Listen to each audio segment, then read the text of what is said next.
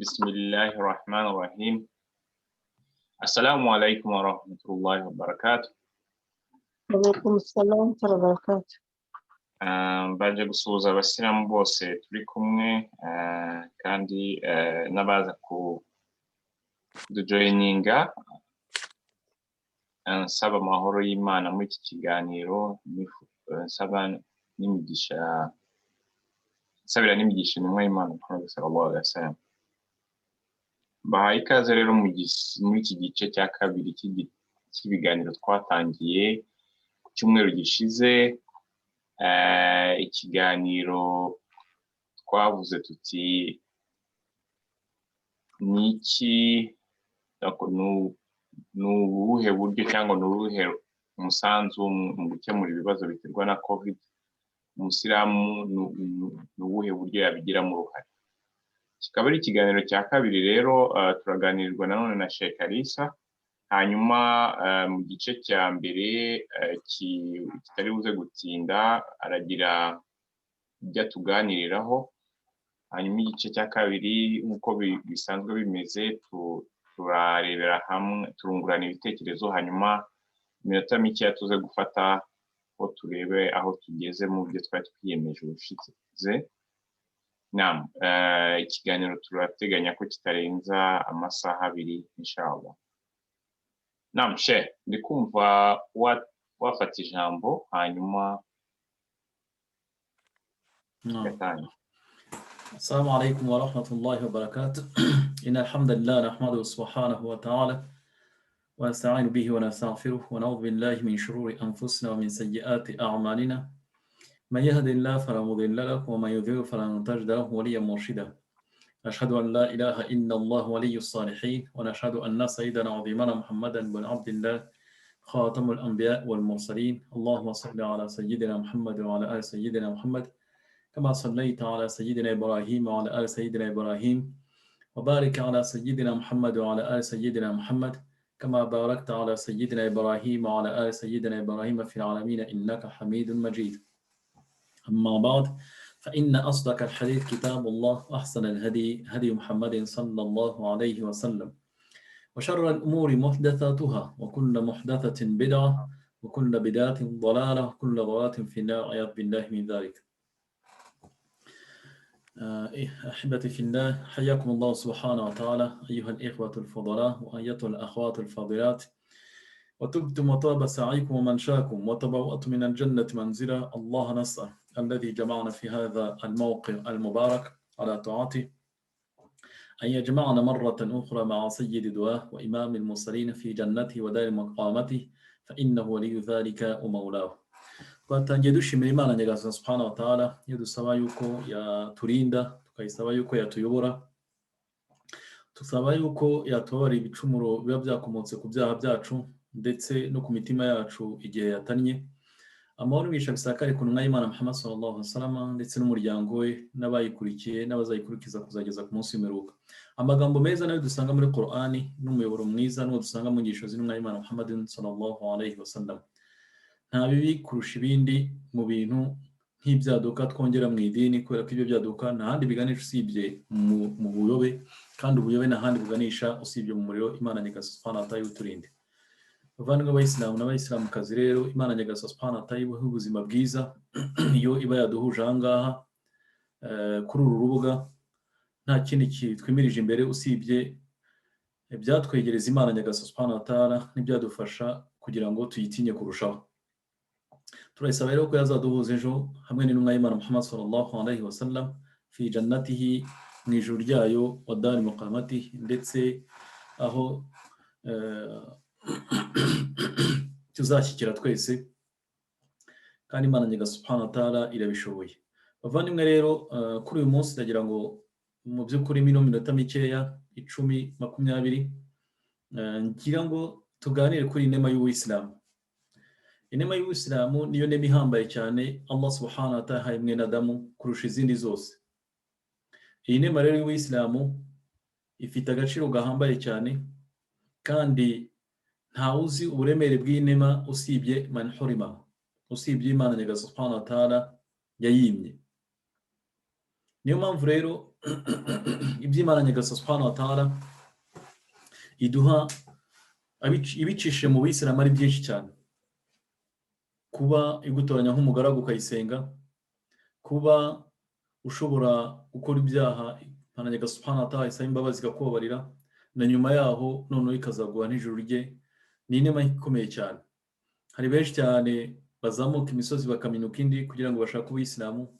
Hari benshi cyane kugira ngo babe abayisilamu byabaye ngombwa ko bareka akazi bari bafite, bakareka imiryango bari bafite, bakareka ibyubahiro bari bafite kugira ngo babone inema y'ubuyisilamu. Hari na benshi nyuma yo kuba abayisilamu bahuye n'ibibazo n'akaga gakomeye cyane. Hariho abishwe, hariho abafunzwe, hariho abahawe akato kuva kera kugeza kuri ubu buzima turimo. Niyo mpamvu rero wowe uyu munsi urimo uri mu nema z'ubuyisilamu, urimo uridagadura mu nema z'ubuyisilamu, kenshi cyane hari n'ubwo ushobora kuba uri umuyisilamu kubera ko byabaye accident hereditaire. Ni ukuvuga ngo ntabyo wigeze uhitamo, uvukiye muri famiye ya kisilamu, umubyeyi wawe ari umuyisilamu, hanyuma ukura gutyo, nta effort n'imwe wigeze ukora, ndetse nta n'ikiguzi na kimwe byagusabye.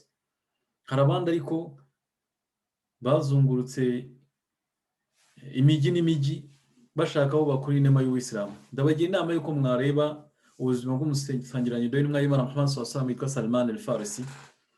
Salman w'umunyeperisi uvuye mu gihugu cya Irani, urugendo yakoze kugira ngo agere i Madina kugira ngo abone idini ry'Imana Nyagasani Subhanahu wa Ta'ala.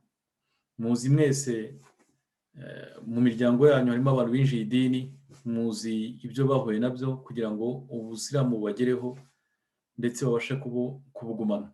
Niyo mpamvu rero ari inema ikomeye cyane bavandimwe b'abayisilamu, ndetse mu byo ubona muri izi ntema Imana Nyagasani Subhanahu wa Ta'ala iguha icishe mu buyisilamu, nuko Imana yashyize muri iri dini abakene.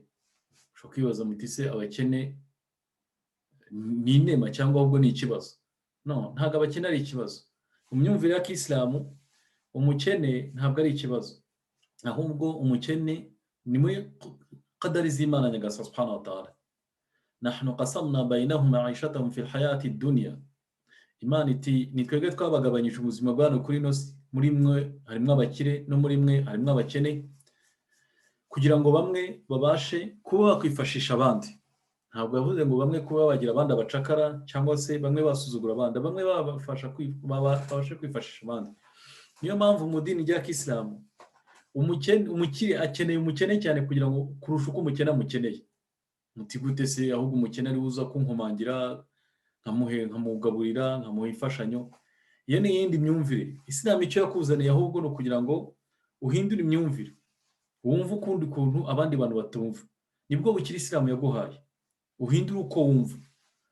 Umukene uramukeneye cyane kurusha uko we agukeneye.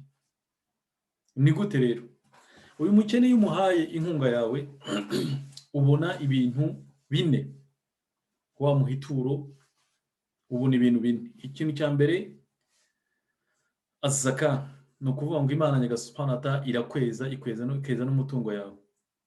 Khudh min amwalihim sadaqa tutahhiruhum wa tuzakkihim biha. Fata mu mitungo yabo ituro.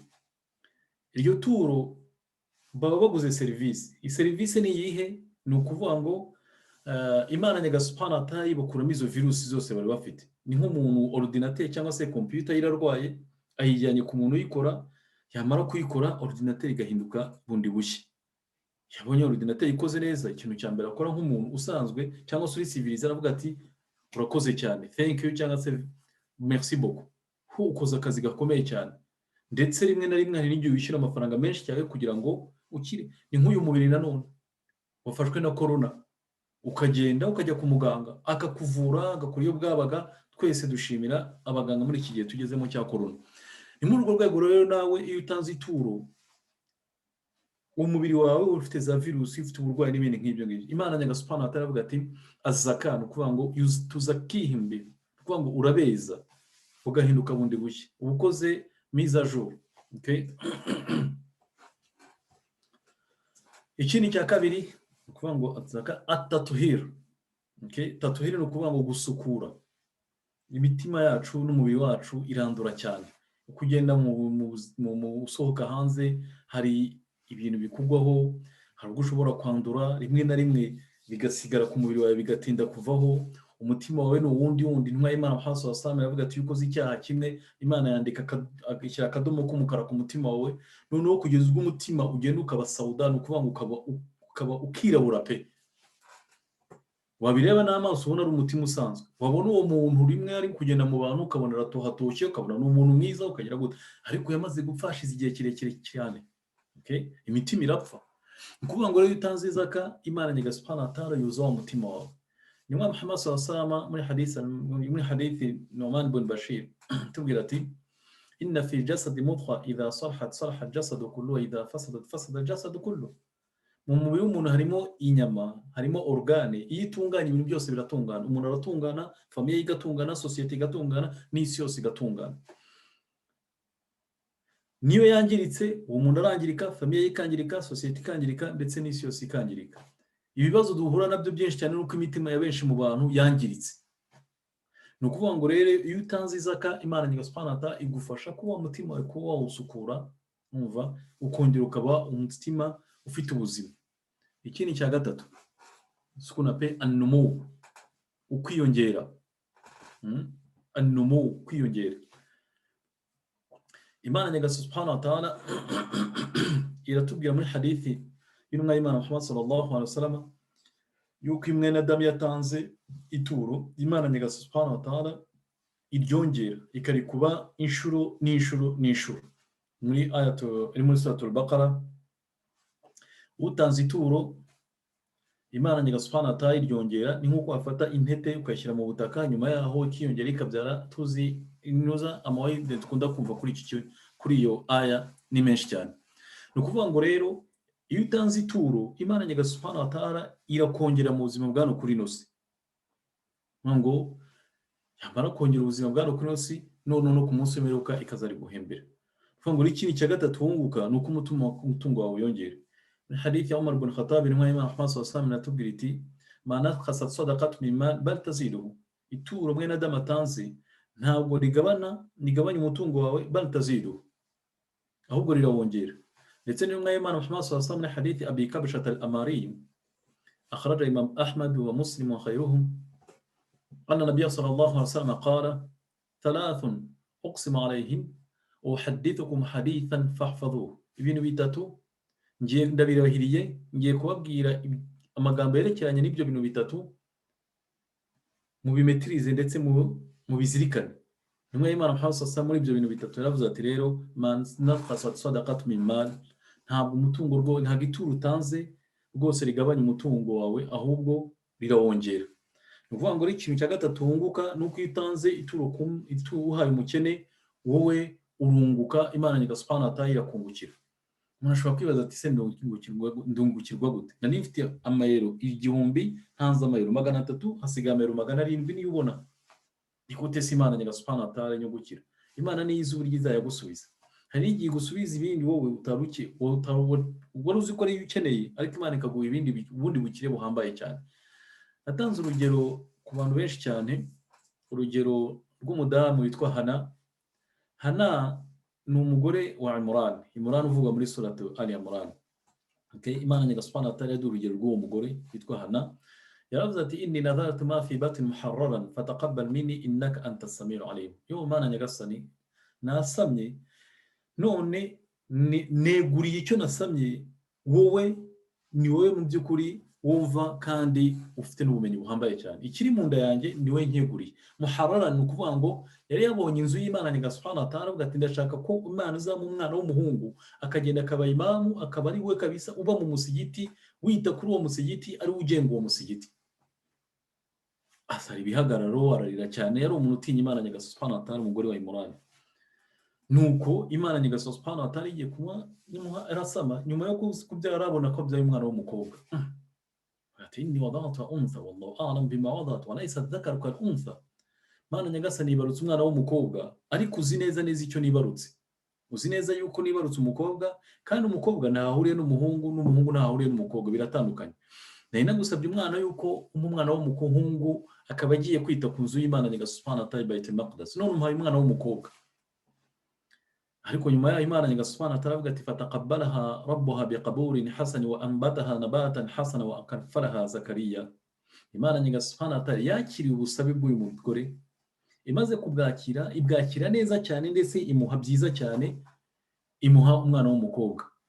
irangije imushyira munsi y'uburinzi bw'umugaragu w'Imana Nyagasani atari witwaga Zakariya, akaba ari umwe mu bantu beza Imana Nyagasani atari yari yashyize hano kuri ino si, Zakariya. noneho umugore avuga ati inni samaitu ya Maryam wa inni u'idhuha bika wa dhurriyyataha minash shaitani rajim. Mana Nyagasani namwise izina rya Maryam kandi namushyize mu maboko yawe kugira ngo umurinde igicibwa shaitani. Imana iyo yari yasabye umwana w'umuhungu, Imana umwana w'umukobwa, avuga ati umwana w'umukobwa, ariko umwana w'umukobwa witwa Maryam, ya Allah wa ya Karim, ni umusozi mu misozi yo gutinya Imana Nyagasani subhanahu wa ta'ala, ni umugabane mu migabane yo gutinya Imana Nyagasani subhanahu wa ta'ala. Maryam niwe mugore wenyine wavuzwe muri Qur'an, izina rye ni ryonyine ryavuzwe muri Qur'an. uyu Maryam intumwa y'Imana Muhammad sallallahu alaihi wasallam yatubwiye ati kamna min ar-rijali kathira wa lam yakmulu min an-nisa illa 4. Maryam wa Asiya binti Mazahim wa Fatima wa Khadija binti Khuwaylid. abagabo benshi cyane bageze mu rwego rwo hejuru, mu kuvuga ngo baba muri perfection, kuvuga ngo barahetuje, baba imbonera kabisa, intore pe. ariko nta bageze muri urwo rwego mu bagore, usibye abagore 4 gusa bageze urwego ruhambaye cyane. abo bagore 4 rero ninde? Ni Maryam, hakaza Asiya umugore wa Firauna binti Mazahim, hakaza Khadija, hakaza na Fatima umukobwa w'intumwa y'Imana Muhammad sallallahu alaihi wasallam. reba uburyo uyu mugore yari yasabye Imana Nyagasani atari umwana w'umuhungu, Imana imuha umwana w'umukobwa. Ya Rabbil alamin, ni Maryam muri wa ubuzima bwe bwose, ndetse inyuma ya Maryam imuha n'undi mwana w'umuhungu witwa Isa ibn Maryam. ni ukuvuga ngo rero wowe ibyo uhaye Imana Nyagasani atari ntiwitegure yuko ngo igiye kugusubiza wowe ibyo ushaka, kwishobora no kubiguha ibyo ushaka wowe ugasanga biraguhitanye. ahubwo uvuga uti ibyiza nshaka Imana Nyagasani, kwifuza kwanjye guhure n'ibyo unshakira byiza. niyo mpamvu rero niyo utanze ituro Imana Nyagasani atari iragusubiza. wowe ushobora kuba udafite uburyo wumvikana n'umugore wawe, Imana kubera ituro utanze ikaguha uburyo bwiza na situation nziza n'amagambo meza yo kubwira umugore wawe. ushobora kuba warabuze akazi, wamara gutanga ituro ntabwo amafaranga yagusubiza, ariko Imana Nyagasani atari ikaguha akazi keza, cyangwa ukabona promotion mu kazi kawe. ushobora no kuba ufite uburwayi runaka utabizi, Imana Nyagasani atari ikakuvura ubwo burwayi. ushobora no kuba utumvikana n'umwana wawe, utazi n'amagambo yo kumubwira, umwana akakubera akaga, nyuma yaho watanga ituro Imana Nyagasani atari ikagusubiza mu murongo. ni ukuvuga ngo rero iyo utanze ituro, nyuma yaho rero Imana Nyagasani atari iraryongera. azaka ni ukuvuga ngo irakweza, atatuhira ikakoza, wa numu ikaryongera, noneho ikagira gute yanangize nyuma y'ibyo ngibyo ukazabona noneho nijoro. ni ukuvuga ngo rero umukene adahari, abakene baramutse bavuyeho, twese tukaba abakire, ibyo byose twabikora ninde wabona ituro? kubwira ukuri mu bigeragezo bihambaye cyane Umar yahuye nabyo ku gihe cyo Umar ibn Abdul Aziz ndetse no mu bihe bya nyuma, nuko abakene barashize kugeza ubwo umuntu yirukankaga akazenguruka ikirwa kimwe akajya mu kindi ashaka umuntu w'umukene yaha ituro akamubura. bamwe muri bagahinda karabica, turafasha nde? niyo mpamvu abasangiranye igihe cy'isize nicyo gutanga amaturo cyageraga, ntaba afite icyo yatanga, yarariraga. tara a'yunuhum tafidu min ad-dam hazanan an la yajidu ma yunfiqun. urabona ukabona barimo bararira kubera ko batagize icyo babona cyo gutanga. abakene ntabona, cyangwa se ngiye ntari igihe mfite cyo gutanga. ni ukuvuga ngo no mu bihe byo ku munsi w'imperuka, Ibn Mas'ud avuga ati imwe mu bimenyetso by'umunsi w'imperuka ni uko abayisilamu bazabona inema nyinshi cyane bakaba bakire, noneho ugasanga abakene bashize, uwo gutanga ituro ntawe uhari, ndetse no kuvuga ngo n'imirage na heritage ntabwo uzabona abantu bayibona. icyo gihe rero kizaba ari igihe kigiye kuba kigaragara ko ari igihe kibi. ni ukuvuga ngo rero umuvandimwe mu Isilamu, bishimira Imana Nyagasani atari ko mu Isilamu Imana yaduhaye, yashyizemo abakene badufasha, ni compte bloqué dushyizemo amafaranga. iyo compte bloqué ntabwo banki izahomba, nta muntu uzaza kwiba, nta kintu kiza. hanyuma iyo compte bloqué rero Imana Nyagasani atari yayifunga ku munsi w'imperuka ikazayigusubiza, ikagufungura amafaranga arimo, ikayaguha kandi yakubye inshuro nyinshi cyane. impamvu rero abagore aba bakene bacu ni ba transporter, ni ukuvuga ngo ni abadufasha gutwara aya mafaranga yacu muri kofure zifunze cyane, bakayafata bakayatujyanira bakayadepoza ahantu tuzabona ayo mafaranga Imana Subhanahu wa Ta'ala ikayaduha tuyakeneye cyane. Ushobora gutanga ayo mafaranga umuntu yagusubiza hano kuri ino si, ukayaguramo igare, ukayaguramo amafunguro bikarangira. Ariko ibaze noneho rero uwo wahaye amafaranga akayazayaguha ku munsi w'imperuka uyakeneye kurusha uko wari uyakeneye mu buzima bwa hano kuri ino si. None ntabwo n'amafaranga Imana Subhanahu wa Ta'ala izaguha ibindi birenze ibyo ngibyo ijuru n'ibyo dukeneye rero. Bavandimwe rero b'Abayisilamu rero, iki gitekerezo tugira cyo kuba dufite abakene bari mu Rwanda ubu ngubu bugarijwe n'iki cyorezo cya coronavirus, nk'uko natwe tumeze dufite ibibazo bikomeye cyane inaha, ariko abari mu bihugu twavuyemo nubwo barakomerewe cyane. Murabizi twese ko ubuzima bwabo ni ugusohoka, ufite moto, ufite kasaro de coiffure n'ibindi nk'ibyo ngibyo. Niyo mpamvu rero twagombye kugira igitekerezo kuri abo bantu. Niyo mpamvu rero nshimira ndetse nashishikariza buri muntu wese uri kuri uru rubuga n'undi wese wabyumva iki gikorwa cyo gufasha abantu bari mu Rwanda, kugira ngo turebe ko hari icyo twabamarira. Urgence ihari ni iyo kubafasha kureba ko bamara iminsi 2 coronavirus wenda irangiye. Nyuma yaho ni a long terme gutekereza imishinga yazajya bafasha, bakaba bakwigira, noneho bakanazaba batanga nabo amaturo aturuka wenda ku buhinzi no ku bworozi n'ibindi byinshi inshallah taala. Mu cyumweru gishize twagerageje kuganira kuri strategy twagerageje gukora online, ku buryo abantu barageze gutanga. Ntekereza ko na resultat za mbere twatangiye kuzibona ku bushobozi bw'Imana Subhanahu wa Ta'ala. Ariko nshishikariza abantu babwira yuko mu buzima bwa hano kuri ino si twebwe Abayisilamu ntabwo intsinzi tuyibonera hano kuri ino si, nta nubwo tumezira resultat zacu ibyo twakoze hano kuri ino si. Reka da, ni ku munsi w'imperuka. Icyo Imana Subhanahu wa Ta'ala dusaba ni moye, ni ukuvuga ngo ese mwakoze ibishoboka kugira ngo resultat muzigereho. Ariko ibihembo na resultat ntabwo Imana Subhanahu wa Ta'ala zitanga hano kuri ino si, ni gake cyane. Akenshi ni ku munsi w'imperuka, ndetse na resultat igwa hano ku munsi hano ku isi ntabwo wagombye kumva ko ari byo ni 100% twakoze igikorwa, dore umushinga nguyu biragaragara neza n'ibindi nk'ibyo ngibyo. Ni isharat, ni bushra, ni inkuru z'Imana iduha. Ariko gutsinda kwacu nejo ku munsi w'imperuka, rimwe babibye imbibi barinda bapfa batanasaruye. Ariko alhamdulillah rabbil alamin, uyu munsi turimo turidagadura mu byo bakoze ndetse no mu byuya byabo batanze kugira ngo idini ritugereho. Nkuko rero basangirangiro bavuga ati zarahu fa akalna, barabibye turarya, wa nahnu nazra sawfa yakulu, natwe reka tubibe bazaza bafungura. Niyo mpamvu rero tutagombye kureba resultat ibyo tugezeho, ahubwo twagombye kureba ese muwaye nazo turazifite twashyizemo kugira ngo ibintu bigende neza. Numva rero ntizimbye mu magambo, dore uko gahunda nyine ikomeje kugenda. Hano i Buraya kampanye ntiratangira neza kubera ko twari muri procedure twango za ijraat zitari zakarangira, ariko muri iki cyumweru alhamdulillah rabbil alamin tugiye kubiransa.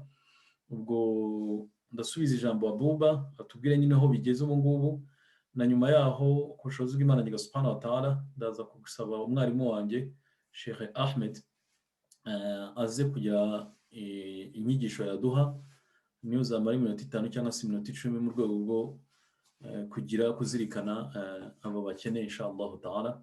Sinzi niba twabanza Sheikh Ahmed cyangwa twavuga twaza gukora ka pause akongera kuduha inyigisho inshallah. Sinzi ko byumva Abu cyangwa se Naam, inyigisho reka asanzwe inyigisho reka tuskombinire hamwe, hanyuma tuzaza gufata nk'ibibazo nimba ari ibibazo nka 2 cyangwa 3 ku nyigisho tubone kujya muri sije ya kabiri. Okay, inshallah.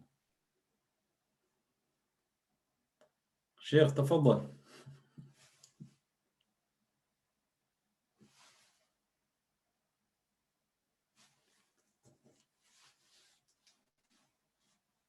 niba Sheikh Ahmed Seka n'abanga ari kutwumva.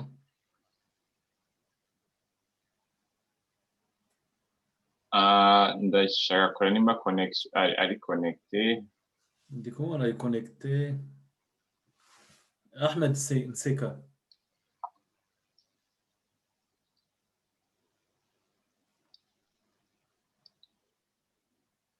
Yeah. Mwe gataba ari hafi.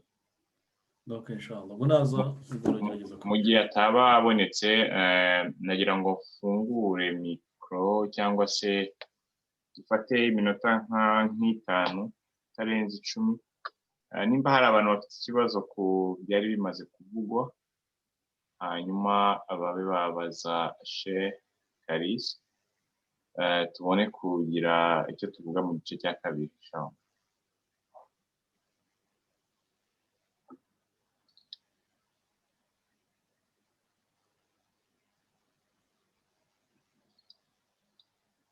Abantu bari kuri mute nizere yuko bari kutwumva. Ya Omar Mutabazi uri Sherbrooke.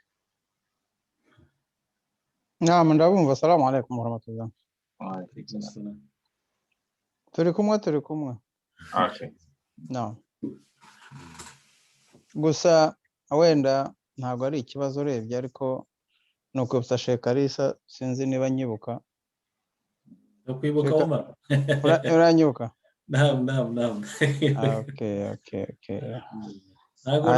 Ntabwo twabashije kugira umwanya kugira ngo ariko ahani ndumva aho nkwibukira cyane cyaje twafashe iminsi yari 6 yari 3 tujya byumba gutanga za dawa. Nyamuduha. Naam, za Nyamuduha na Isa ari hehe? Isa ari Kigali alhamdulillah. Ari Kigali, okay. Naam, alhamdulillah. Njye ahubwo nashaka kubaza inshallah hari umuvandimwe wacu amaze iminsi atwohereza utuvideo tuturutse Kigali ku bantu bashimira imfashanyo zabagizeho alhamdulillah. Gusa icyo nashaka kubaza ni sunna cyangwa ibyiza nuko wenda izo video zitakoherezwa. Sinzi niba ntacyo bitwaye muri Islam cyangwa se ari sawa nta kibazo kugira ngo n'abantu bamenye ko mu by'ukuri inkunga zabo zagize ku bantu kandi barazishimira babasabira n'amaduha. Kuba abantu gushimira kwabo twabishyira kuri online nyine nka kuriya bijya biza nyine bikajya kuri online biriya ni sawa cyangwa nta kibazo kirimo? Ni byiza cyane kubera ko hari n'igihe gutanga ku mugaragaro biba byiza kurusha gutanga byihishe. Nk'intumwa y'Imana sallallahu nk'iyo wibuka intumwa y'Imana sallallahu ijya mu rugamba rwa Tabuke. Yavuze ati turashaka ko buri muntu wese yerekana ibyo atanze. Okay? Uko rero abantu bazaga byatumaga n'abandi nabo barushanwa mu byiza. Kumwe yavuga ati uyu niba atanze ibi ngibi nanjye ngiye gutanga ibi ngibi. Niba Umar ibn Khattab atanze kimwe cya kabiri cy'umutungo ngiye gutanga umutungo wose. Uwo ni Abubakar. Navuze ati ngenda atanga. Ni ukuvuga ngo rero ibyo ngibyo intumwa y'Imana sallallahu bikoraga arafite target yindi no kugira ngo nanone yerekana abanafiki ko batajya baparticipa. Intumwa y'Imana avuga ati mutanga abanafiki ukumva ukagira ngo batanze kandi ntibagire icyo batanga. Ntacyo batanga. Rimwe na rimwe rero hari igihe tuvuga duti ngo dutange abantu kumva ko wenda batanze habonetse 1000 tukagira wenda turi 26 ariko wenda hitangiye abantu 5. Rimwe na rimwe rero mu rwego rwo gukasa abanafiki intumwa y'Imana sallallahu yashyiragaho strategy nk'izo kugira ngo abamenye. Ariko ikindi cya kabiri no kugira ngo twemereze abantu kubona ko hari abantu batanga n'inkuru nziza zisakane mu Bayisilamu. Niyo mpamvu tuziba Uthman ibn Affan ibyo batangaga, Abubakar ibyo batanga, niyo mpamvu tubigiraho tukita n'abana bacu amazina yabo kubera ko ibyo ngibyo bakoreye idini ry'Imana n'ibyo batanze ari byinshi cyane. Niyo mpamvu rero muri ahyana rimwe na rimwe gutanga ku mugaragaro ni byiza cyane kurusha gutanga byihisha icyangwa n'umutima ubitanganye ntutanga kugira ngo wiyerekane cyangwa se uriya wahaye nawe ntumutere uvuga ati nutavuga ko uri ngewe waguhaye ntabwo nzongera kuguha ngo mushyireho pressure. Izo ni izindi soko ni ukuvuga ngo ni iyindi myumvire mibi. Ariko ufite umutima mwiza gusa ukabikora ngo kugira ngo babone ko inkunga yageze ku bantu n'uriya muyisilamu nawe agashimira kugira ngo babone ko inkunga yamugezeho. Buri muco myiza twagombye kwitoza inshallah.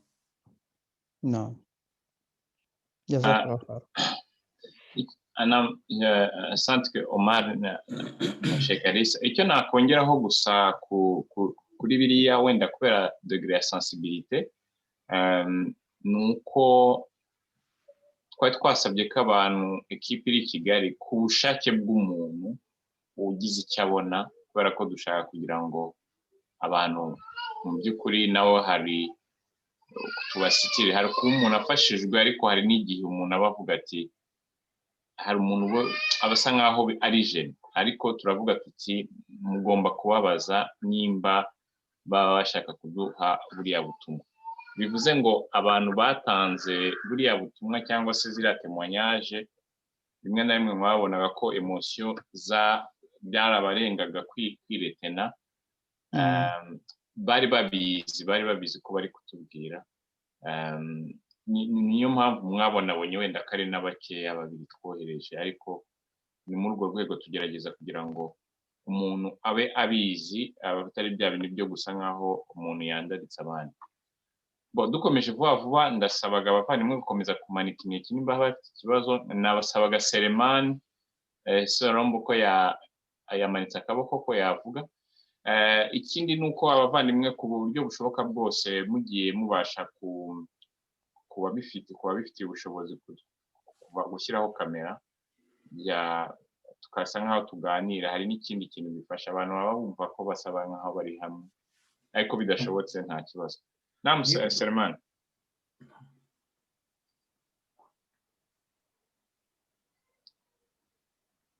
Selemani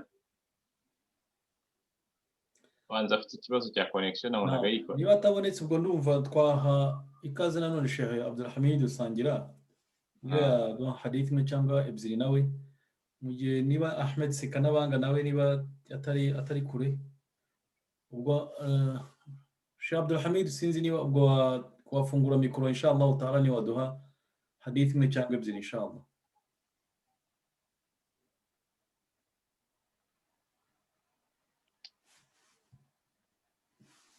ari kuri mute, ashobora kuba sebo ndabona agize. Tafadhali. نعم السلام عليكم ورحمة الله وبركاته. وعليكم السلام محمد صلوات الله والسلام عليه. njye nari ninjiye mu rwego rwo kugira ngo mbe hamwe n'abavandimwe nanjye ubwanjye nunguke cyane ko izo nyigisho mba nzikeneye, ariko sinzi uburyo Sheikh Kalisa mbonye. twakubona Sheikh. Allah. Ashize iminsi kumvijwe ariko ntago tumaze iminsi tutakubona. Niba bishoboka ariko. Munyihangane ntabwo nkora. Okay, nta kibazo. Ntabwo nabiteguye ko ndibugaragare kuri kamera, nishari iwanjye mu rugo. Nta kibazo. Allah, wallahi iki gikorwa ni igikorwa cy'ingenzi cyane. Saba Uwiteka Allah subhanahu wa ta'ala ko abagitekereje yabashyira ku minzani yawe y'ibyiza. يوم لا ينفع مال ولا بنون إلا من أتى الله بقلب سليم. yashyira ku minzani yawe y'ibyiza ku munsi umwana umutungo ntacyo bizakumarira kiretse wa wundi uzaza afite umutima ukeye. Mu gucya kw'imitima rero harimo no kuyitangira sadaka no kuyitangira zaka. Uko utangira umutima wawe zaka na sadaka niko Allah subhanahu wa ta'ala awukesha, nkuko Allah abitubwira muri Qur'an agira ati khudh min amwalihim sadaqatan tutahhiruhum wa tuzakkihim biha. Khudh min amwalihim sadaqa, fata mu mitungo yabo batangi sadaqa. Tuzakkihim, khudh min amwalihim sadaqatan tutahhiruhum wa tuzakkihim biha. Iyo sadaqa izaye impamvu yuko bera kandi bake, yani Allah subhanahu wa ta'ala arakweza akeza n'umutungo wawe kandi akanaguha umutima wawe gucya no kuvaho kumwanda. Kuko murabizi ko uko dukora ibyaha niko bigenda bijya ku mitima yacu, noneho bikaba impamvu yuko tugira imitima ariko ntidutekereze, twagira amaso ntiturebe, twaba amatwi yacu ntiyumve, nkuko Allah subhanahu wa ta'ala yavuze muri Qur'an agira ati lahum qulub la yafqahuna biha, bafite imitima ariko ntibatekereza. Walahum a'yun la yubsiruna biha, bafite amaso ariko ntibareba. Walahum adhanu la yasma'una biha, bafite amatwi ariko ntibumva. Ulaika kal an'am, abo ngabo ni nk'inyamaswa. Bal hum adall, ahubwo inyamaswa zibarusha agaciro kubera ko bayobye. Yani umuntu agera ku rwego inyamaswa ibimurusha agaciro kubera iki? Kubera ibyaha.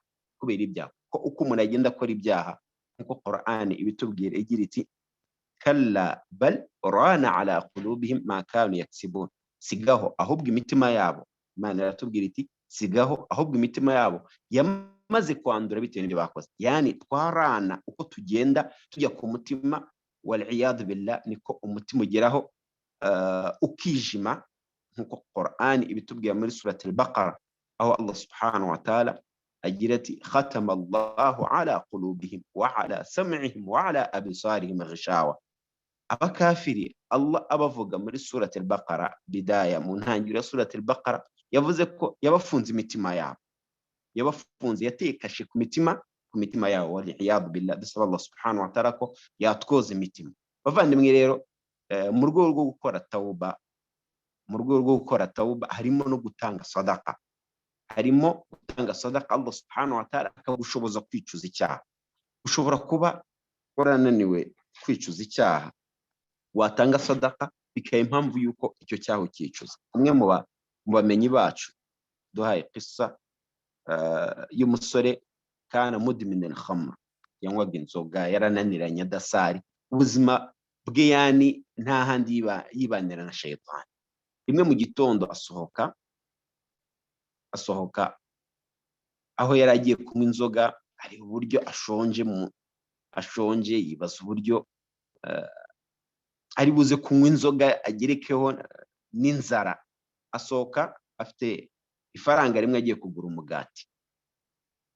Amaze kugura umugati, agisohoka ahura n'ipusi. Ipusi yakubiswe n'imbeho, byari igihe cy'imbeho.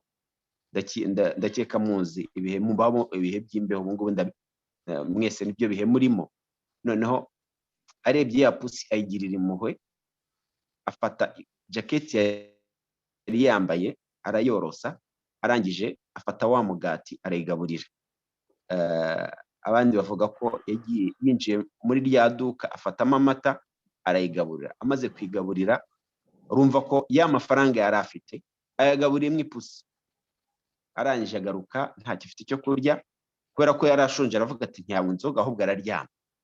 Amaze kuryama yicura, nta kintu muri we yanga, nta n'ikintu yumva ashaka nko kujya imbere y'Uwiteka Allah subhanahu wa ta'ala. Kubera iki? Kubera ya sadaka yatanze. Sadaka rero ifite asrar azim, ifite amabanga ahambaye. Umuvandimwe amaze kubaza ati ese gutanga isadaka kwigaragaza byaba ari ikibazo? Nkuko Sheikh yamusubije, nanjye ndongeraho komantere gatoya, intubidu sadaqatikum fa ni'ma hi. Mwaramuka mugaragaje sadaka zanyu ni byiza. Naam, isadaka ifite agaciro kurusha izindi ni sadaka yakozwe mu ibanga. Ariko iyo habaye impamvu, iyo hari maslaha, iyo hari inyungu zituma umuntu agaragaza sadaka nkuko Sheikh yabikubwiye, umuntu arayigaragaza. Ariko mu mutima wawe hakaba harimo iyi aya igira iti innama nut'imukum liwajhi llah. Innama, mukuri turabagaburira. Izi nkunga zacu tuzohereje liwajhi llah, kugira ngo Allah subhanahu wa ta'ala atwishimire. La nuridu minkum jazaan wala shukura. Ntitubatezeho ishimwe kandi tubatezeho ibihembo. Mu mutima wawe akaba ari icyo kintu ukorana kuri iyo sadaka utanze, kubera ko bagaragu Uwiteka Allah subhanahu wa ta'ala. Kugaburira abantu bifite ibyiza byinshi, ibyiza bihambaye, nk'uko Rasul sallallahu alaihi wasallam abitubwira muri hadithi ya Abdullah ibn Amr radiyallahu anhu, agira ati wa at'imu at'am, ugaburira abantu, wasallu li arham, wunga ubuvandimwe, ube hafi y'umuryango wawe, barumuna bawe, bakuru bawe, baso wanyu, banyokorome, ubabanire neza. Wasallu bil-layli wan-nasu niyam, usenge abandi baryamye. Tadkhulul jannata bisalam, uzajya mu ijuru uri umunyamahoro. Aya ni amagambo Rasul sallallahu alaihi wasallam yigishije abasahaba bakinjira muri Makka, bakinjira muri Madina. Nabyo bitwigisha ko likulli makani maqal, uri hantu nibihavugira. Urumva ko Rasul sallallahu alaihi wasallam icyo yari akeneye ku basahaba, haba abasahaba asanganiye batuye Madina n'abazanye nabo, nuko agomba gushishikariza abantu gusangira. Avuga ndi rero natwe mu bihe turimo, twabwira abantu tawhid, twabwira abantu Imana, ariko tubabwira Imana hari n'icyo twabahaye. Ndakeka ko igisobanuro aho ngaho cyaba cyasobanutse. Bagaragu Uwiteka Allah subhanahu wa ta'ala, mukuri kugaburira umuntu ushonje, nk'uko Rasul sallallahu alaihi wasallam abitubwira ati fa at'imal ja'i wasqid dama'a. Ujye ugaburira ushonje, unyweshe uhe ikinyobwa wa wundi ufite inyota. Ibi byose ni ibikurinda umuriro wa jahannama wal iyad billah. Allah subhanahu wa ta'ala awuturinda. Ndumva rero ayo magambo make navuga, nsaba Uwiteka Allah subhanahu wa ta'ala ko yaduha gushikama muri ibi bihe turimo. Ndabizi ubuzima twese turimo, twese dufite ingaruka z'iki cyorezo cya covid, aho dutuye, mu kazi kacu, ariko sadaka dutanga niyo ituvaniraho amakuba. Mu gihe abandi bahangayitse, twe Allah subhanahu wa ta'ala akaduha kunezerwa mu mitima yacu. Nsaba Uwiteka Allah subhanahu wa ta'ala ko yatwishimira kandi akanaduha gukomeza kwihangana mu gutanga mu byacu, cyane ko dufite abamarayika buri munsi batubwira Allahumma mana, abamarayika basabira wa wundi watanze, mana ha kurumbuka k'umutungo kwa wa wundi watanze kubera wowe, wa wundi watanze sadaka. Niba rero twicaye mu rugo tutarimo gukora, duke dutanze, dufite abamarayika badusabira iduha kugira ngo turumbuke. Ni nkaho tuba twagiye ku kazi, yani gutanga kwacu nkaho tuba twagiye ku kazi. Tabiteka Allah subhanahu wa ta'ala ko yanyishimira namwe akabishimira.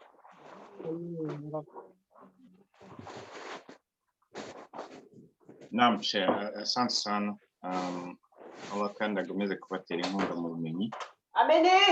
Turi hafi kujya mu gice cya kabiri, harabura iminota mikeya, ariko hari umuvandimwe Selman Seromburi Ottawa Gatino, nagira ngo mubaze, yamanitse ikiganza, nimba hari icyo afite abaza, nimba ari ukwibeshya nabwo yambwira, hanyuma tugakomeza.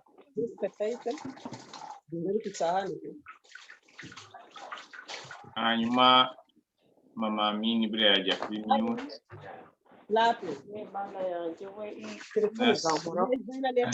Na Sifa nawe yabagiye kuri mute. Naam. Okay. Denk ik wel. Okay, c'est bon. Nabashyize kuri mute nta kibazo. Reka dukomeze rero. Nkuko rero nari nababwiye igice cya kabiri, turakomereza aho twari twagereje, tunagerageza kureba ibyakozwe, hanyuma tunungurana ibitekerezo ku bishobora kuba byagakozwe, dore ko kimwe mu ngaruka y'inzara ari uko abantu batabasha rimwe na rimwe kubasha gutekereza, kubera yuko babyuka basa nkaho batekereza gusa uko bari bwirirwe cyangwa icyo bari burarire. Rimwe na rimwe bigatuma bajya muri cercle itarangira, kubera yuko hari uburyo batabasha kugira ngo wenda batekereze ibyabateza imbere. Twavuze ko muri iki gice ari kuganira ibiramira, ariko tutibagijwe yuko tugomba gutekereza uburyo buhoraho. Ntabwo biba byoroshye, ariko ntekereza benshi muri twe hano alhamdulillah nuko frigo zabo ntabwo baba bafite ikibazo zikirimo cyangwa se icyo bari burarire. Akaba ariyo mpamvu rero tuba tuvuga ngo duhuze ibitekerezo, hanyuma usibye ko kubasha koza imitima yacu, ariko tunahuza ibitekerezo mu buryo bwo kuvuga ngo ibyo twakora, uburyo dukora burushaho gutera imbere.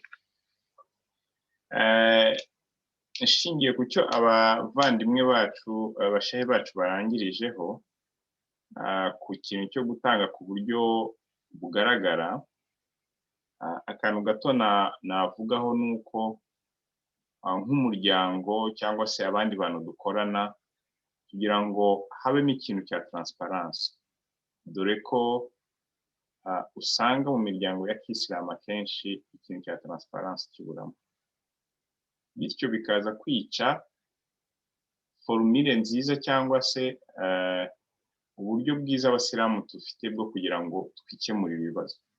Noneho kubera ya transparency iburamo, shayitani tukayifungurira imiryango, noneho ugasanga abantu twatangiye kugira ibibazo byo kuvuga ngo ibintu byagiye hariya, gatangira kuza wasiwasi, gatangira kuza fitna.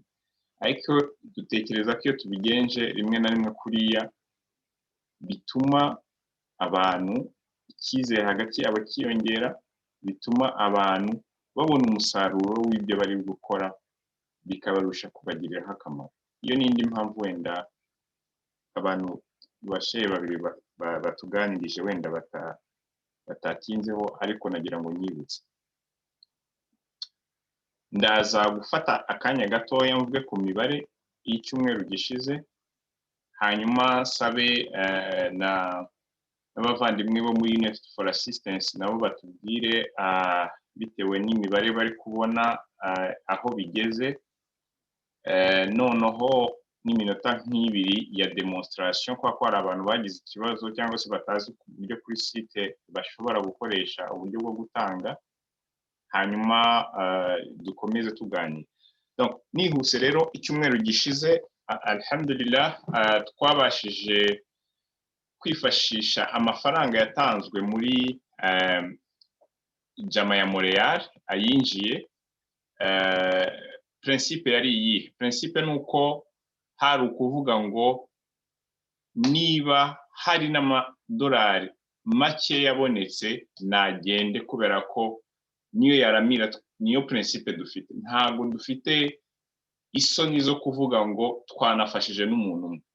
Ni ukuvuga ngo bare yacu twayishyize ahantu hagufi, ariko ku bushobozi bw'Imana twizera ko izazamuka, kuko ko ntago turi muri ba bantu bari kwifotoza. Tuzi icyo turi gukora, dushaka ko wa muntu mu by'ukuri hatazamo ibintu bya bureaucracy umuntu agashaka agasanga hari umuntu uburaye kandi hari icyari kiri kumuramira, hari umuntu uburaye kandi hari umuntu wamaze gutanga amadolari 20, 30, 40. Gusa tukagerageza kuba raisonnable, tukavuga tuti ageze ku madolari 50 tuzajya duhita tuyohereza. Hanyuma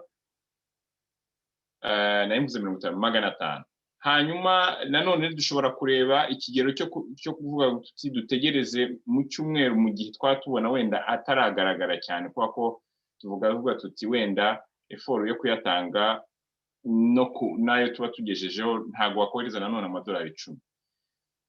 Ibyo byose rero ni uburyo bwose tuba dushyira hamwe dutekereza tuvuga tuti tube twabikora mu buryo bwihuse. Processus ni iyihe rero? Nuko twifatishisha abantu bari kuri tele, equipe isanzwe ikorana na United for Assistance. Twavuganye na Sheikh Kalisa ko nawe hari abantu badutungira agatoki, turi ku building list y'abantu basanzwe bakorera bafashwa kuri mituelle, ariko hari n'abandi byahindutse bari mu byiciro wenda bidafashwa na mituelle, ariko ugasanga ibintu byarahindutse. Muri abo bantu rero twagerageje gutekereza package igaragara byibuze ya pusa umuntu igihe kigaragara. Ntago twari twamenya neza wenda, ariko dutekereza ko ari ikintu cyashobora nko ku muryango kuwupusa. Dukora package mu kanya ngiye kubereka ibasha kuba gutuma mu by'ukuri bamara iminsi mikeya hari icyo bafite cyo kurya. Kuri tableau ngiye kubereka rero, nyekereza ko muri kuyibona, twari twabonye, ndavuga kugeza ku tariki ya 13 ayinjiye abantu bari badupromese, ariko ayo twohereje ayo twabonye mu ntoki twabashije kohereza angana n'ibihumbi 432 n'amafaranga 18. Tuyohereza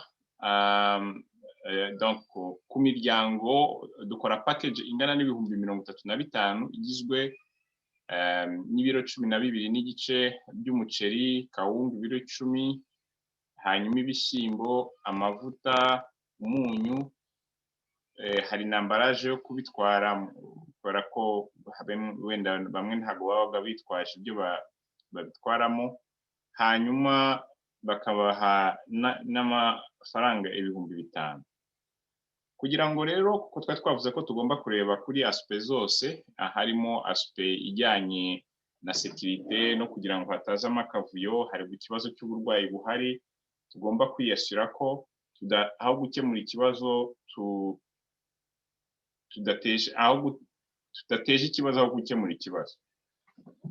Ibyo rero abavandimwe bari hariya bahamagara abo bantu, twumvikanye ko formule twagerageje muri kino cyumweru gishize kandi ishobora kuba yaragenze neza, nuko abantu bazaga bagahurirwa ku iduka twumvikanyeho kubera ibiciro twabaga twabiverifiye, noneho abantu bagafungirwa ako gapfunyika bakakajyana iwabo.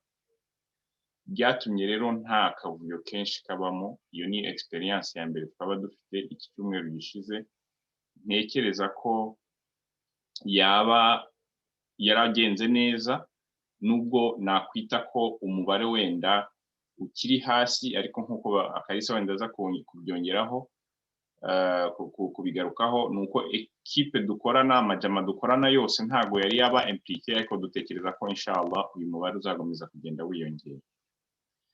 Turebeye hamwe wenda mu buryo bworoshye cyane kugira ngo byumvikane neza, muri kwa kwigomwa nuko usanga ko wowe ku mafaranga uri buhahishije, ndavuga nk'uko twavuze ubushize, ifaranga rifite agaciro gakeya mu bantu bari hanze, dukurikije ibihugu by'i Burayi, Amerika na Canada n'irya Canada. Ufashe icyo ugiye guhahisha ukagabanyaho amadolari 10, akaba ari famiye imwe, nawe ukagabanyaho amadolari 10, ni ukuvuga ngo abantu 4 bashobora kugurira umuryango hafi nk'ibintu wenda byabasukuma igihe kijya kugera ku kwezi. Muri ya package turatekereza ko wenda dukurikije ibiciro uko bihagaze ubu ngubu, ko wenda umuntu yazongeramo ifu y'igikoma kubera ko nk'abantu bafite abana, kuko nanone mu gutanga ibintu natekereza ibintu bishobora kuramira abantu igihe kirekire kandi bihendutse. Amafu y'ibikoma igihe ibintu ari bike abantu bashobora kunywa igikoma, abana baba bagikeneye mu rwego rwo kwirinda nawo indwara, kugira ngo ubuzima bwabo bukomeze byibuze bugire ubudahangarwa ku buryo bijyanye n'imirire bafite. Ntago rero ari ibintu byoroshye, ariko muri bikeya biboneka haba hari uburyo abantu bashobora kubikora. Abavandimwe benshi batanze igitekerezo cyo kwirinda gutanga amafaranga, twumva ko ari igitekerezo gishobora kuba cyumvikana, tubigenza gutyo. Ubwo rero turabumurikiye ibyo byakozwe icyo gihe, hanyuma ubwo nafungura mikro nka umuvandimwe Saidi Habimana na Musa, hanyuma tukaza kugaruka kuri Karisa kugira nimba hari icyo bongeraho, ngo tubone no kuganira n'abandi muri rusange. Naam. Assalamu alaikum wa rahmatullahi wa barakatuh. Wa alaikum salam. Alhamdulillah rabbil alamin wassalatu wassalamu ala rasulillah Muhammad sallallahu alayhi wa ala alihi wa ashabihi wa man tabi'a bi sunnatihi ila yawm al-qiyamah. Reka nshimire Allah subhanahu wa ta'ala, sabira n'amahoro mu gishinwa Muhammad sallallahu alayhi wa sallam. Ayo mahoro kana agere ku bantu be mu rugo, agere ku basangira ingendo be, agere no kubazakurikiza iyo nzira kuzagera ku munsi w'imperuka. Ndashimira umuvandimwe Abubakar Umaye ijambo, ndashimira abashekhe batwibukije cyane Sheikh Karisa, umuvandimwe watwibukije uri i Kigali, ntabwo nibuka izina rye neza, n'abavandimwe bitabiriye iki kiganiro mu izina rya United for Assistance. Twaba tubashimira cyane uburyo abantu bitabiriye iyi campaign ya COVID mu cyumweru cya mbere, tunizera kandi tunazirikana, dufite icyizere kandi tunazirikana ko mu minsi isigaye tuzakomeza gufatanya muri uyu murimo wo kureba ko twaramira imiryango iri mu kibazo gikomeye cyane, ikibazo twese tuzi cy'inzara. Nubwo bwose turi ahangaha uyu munsi alhamdulillah, abicaye mu bihugu bitandukanye cyane by'i Burayi na bamwe byo muri Afurika bakaba bishimiye ko dufite icyo kurya, ariko tuzi neza ububabare cyangwa se uburemere bw'inzara. Yewe no mu kwezi kwa Ramadani niyo twasibye, tunafite icyizere cyuko tuza kubona ibyo turya, tuza kubona iftar, ariko inzara urayumva. None yibaze tugiye muri context gusa Ramadan, ibaza umuntu usiba akitabira igikorwa Imana imutegeka, ariko adafite icyizere cy'uko abona ifutari. Noneho tugaruke muri context y'umuntu noneho uhorana isomo ya buri munsi, iminsi 335, iminsi afite ukabyuka nta cyizere, uretse ko icyizere cy'ukuri burye ukibona ari uko usohotse mu rugo ukajya gushakisha. Noneho tukaza muri ibi bibazo turimo by'uyu munsi by'uko habaye guma mu rugo. Noneho twe ko guma mu rugo nayo ifunguka, abantu bagatembera bakajya gushakisha, tuzirikane ko hari abagendaga bagahabwa nanone. Ni ukuvuga ngo hari uwo mwahura, hari umuhaji, hari umukire, hari umushe, hari ugira neza, abantu bahuraga mu musigiti ukamara gusenga ugahura n'uwo muntu akagupfumbatiza akantu tukagenda ukagurira igikoma umwana. Uwo nguwo nawe uyu munsi kumubona biragoye. Natwe turi mu rugo ayo mahirwe yo kujya mu musigiti menshi ntabwo tukiyafite. Ni ukuvuga ngo ni uburyo bwiza rero bwo gutanga sadaka, mbona ko twakuriye gufatanyiriza hamwe tugafatanya, tunabona ko twe turi mu bino bihugu ibyo dusabwa bitaremereye cyane. Mu mwanya umuvandimwe Abubakar atweretse ibiciro cyangwa package yafunzwe, package ubona ko yoroshye, ibiro 12 by'umuceri, ibiro 10 by'ibishyimbo bya kawunga, ugasanga uko package yose atweretse ifunze na amadolari munsi y'amadolari 50. Munsi y'amadolari 50 umuryango ukaba wabasha kubona ibyo urya wenda mu gihe cy'icyumweru kinarenga. Ariko twebwe amadolari 50 akaba utanayagaburira mu muryango cyane mu cyumweru. Nuko ngo uwakwigomwa wese niyo yaba amadolari 10 ku cyumweru, niyo yaba amadolari 5 ku cyumweru, agahura na 5 ya buri wese tukayahuriza nka icyo yabyara. Si nizinga mu magambo rero nagira ngo bashimire mu izina rya United for Assistance. Abuba mu mwanya imibare yatwerekaga igenaye n'ibiciro n'amafaranga yakiriwe muri Jamat Montreal.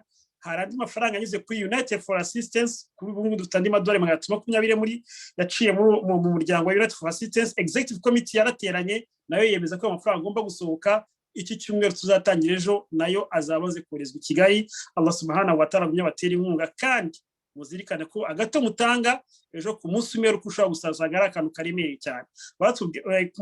Muri video batwohereje harimo umudamu, kubera aravuga ngo abana bari baburaye. Ibaze kuba abana baburaye ukabyuka utazi icyo Imana yakugeneye, ariko ufite risk Imana yakugeneye utanazi, ugiye kwerwa n'umuntu utazi, nawe utazi abo bantu, wabona ibintu baguhaye wenda witeguraga ko uri bubone ikiro kimwe ukabona ibintu utahanye, kubera ibyishimo, kubera umubabaro, kubera gutekereza iyo nema y'Imana imugezeho, amarira akamanuka. Nako twakwiye kuzirikana ku kantu twati alhamdulillah, kandi tugasaba n'Imana ko ibyo dutanga ejo bizaza ku munsi w'imperuka ko ari ibintu byinshi cyane. Reka ndanyuze kuri iyo aya Sheikh Alisa tubwira ati iyo utanze avuga agiranye icyo umuntu atanga nk'ineti imwe yeraho amashami 7, kandi amashami 7 nakereta akera inyuguti 100, bivuga ngo akantu kamwe Imana ishobora kwinshuro 700. Ubu ni ubuzima busanzwe iyo umuntu agiye mu bintu byo gushora, uhora ureba ati ariko ya profit nemerewe nzayibona. Ariko Imana iduha icyizere muri Suratul Baqara ivuga ati ibyo muzatanga byose ku munsi muzayibona imbere y'Imana, nta na kimwe kivuyeho. Muri surati Zariyat Imana tuti niyo kabaraka munsi ya tome agatuzapuriza bakabona imbere y'Imana. Wassalamu alaikum warahmatullahi wabarakatuh. Salam. Nagira ngo numve amagambo make nimba Musa ahari President ntagaboneka.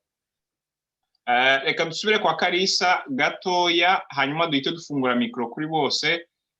Ndabona Sheikh wacu mukuru yabonetse, turaza kumuha umwanya nawe dusoza. Ariko ndagira ngo tuvugane Sheikh Kalisa wenda kuri commentaire we yarafite cyangwa yongeraho, ariko noneho tujye muri sense yo kuvuga ngo tumaze kumva ibyiza byo gutanga. Eske twabyihererana? Numvaga ko abantu mu rwego rwo kugira ngo twongere zino mbaraga badufasha muri reflexion na strategie yo kugira ngo tubyagure, ibyiza tubisige mu yandi majama, ndetse bijye no mu bandi bantu batari abasilamu, kuko principe dufite nuko bari abasilamu bavandimwe bacu banaturanye n'abandi bantu batari abasilamu bashobora kuba nabo bagabana ifunguro. Ni nayo muri principe dufite ko gusangira cyangwa se muri valeur zacu tugomba gusangira n'abantu bacu kandi mu muco wa Kisilamu. Nkavuga nti rero mu rwego rwo kongera imbaraga zacu tutangire turebe duhereye ku majama yacu, ubwo abo muri Europe baratubwira aho uko bari kubigenza, noneho natwe muri kwa kundi twirirwa kuri social media cyangwa se kuri ku yindi mirongo itandukanye, turebe byibuze nimba twasensibiliza nibuze umuntu umwe wundi wakongeraho amadolari 10 mu cyumweru gitaha, akaba ariyo ntego yacu, tugatangira gutyo burundu. Namusheka Isa.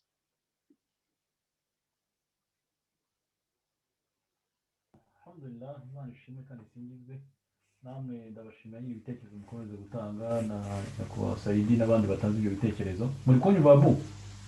Ya, wijwi sava none. Naam. Ku byerekeye na hano i Buraya rero muzi neza yuko twagerageje gukora iyi kampanye umwaka ushize, ariko twagerageje kuvuga duti turebe n'abandi bantu batari mu muryango wa Kinyarwanda, kwanga muri community y'Abanyarwanda kuba batanga. Kampanye n'ubu ngubu iracyafunguye, ni ukuvuga ngo wajya kuri wese kuri moteur de recherche nka Google n'izindi zose akandikaho Cotiza, Colis du Cœur Rwanda, arahita abibona. Urumva n'amafaranga yaramaze kugeraho, n'ubu ari ibihumbi 4,700 n'andi asaga inshallah. Hari na afishi ihari rero yerekanaga yuko iyo covid yaje ibanjirije na Ramazani. Muzi neza yuko Ramazani izatangira mu cyumweru cya kabiri cy'ukwezi kwa 4, numva ari ruduze niba nibekeshe Ahmed Muguza Musoro. Naam, nukuvuga ngo rero iyi covid iraje, ariko muzi neza yuko mu kwezi kumwe na Ramazani izabije. Rimwe na rimwe abasiramu barakubaza batari kubundi tegetswe ko nta n'ifuta ari hari. Nk'umusiramu atangiye kubaza icyo kibazo, wumva ko hale ahantu igeze, aho umuyisilamu ananiwe no gufunga Ramazani, aho ngo biba byageze ahandi handi. Bunu kuvuga ngo rero handi Buraya rero twamaze Cotiza twayirehabilise. Ejo ku bushobozi bw'Imana Nyagasani Subhanahu wa Ta'ala nzagerageza gukora iyo ntuza iyo video. Ibi ngibi ndumva ihari. Assistance aux pauvres confinés au Rwanda. Okay.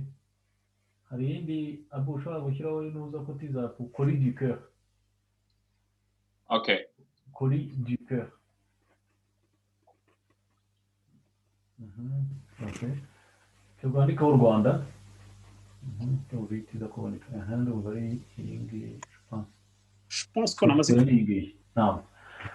Nukuvuga ngo rero umuntu wese uri hano i Buraya, ngo benshi hari n'abarabu tuba dukorana ku kazi k'idini n'iki byose, ubwo bazagerageza kubibona bazongera inshallah ta'ala twabikora. Ubwo ndateganya rero no gukora n'akandi n'utundi tuvideo dutoya dushishikariza abo bantu mu ndimi 3, mu Kinyarwanda, mu Cyongereza no mu Gifaransa, kumva ko tuzabikora.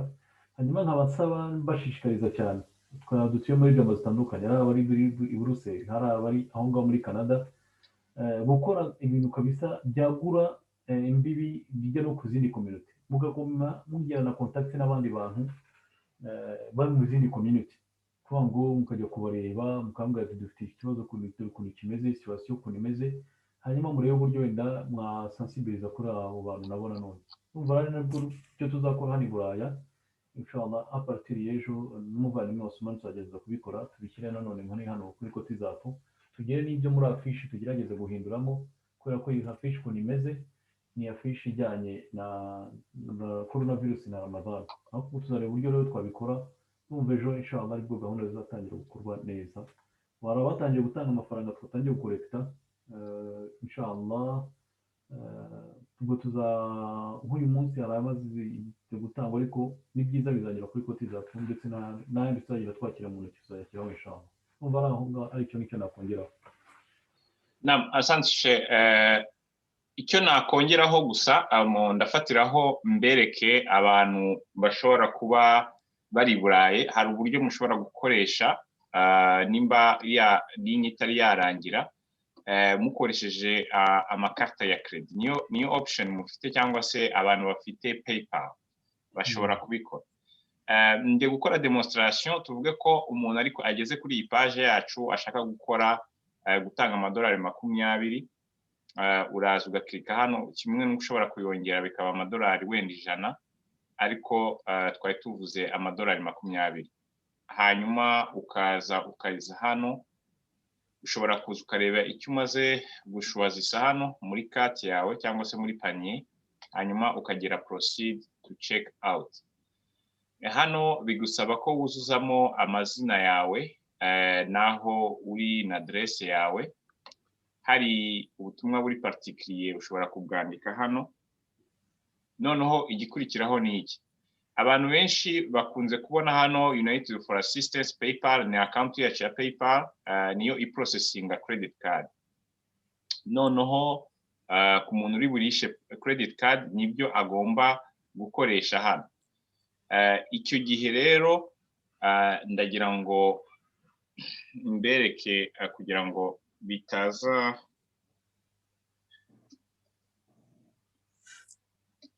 ndafata iminota mike cyane.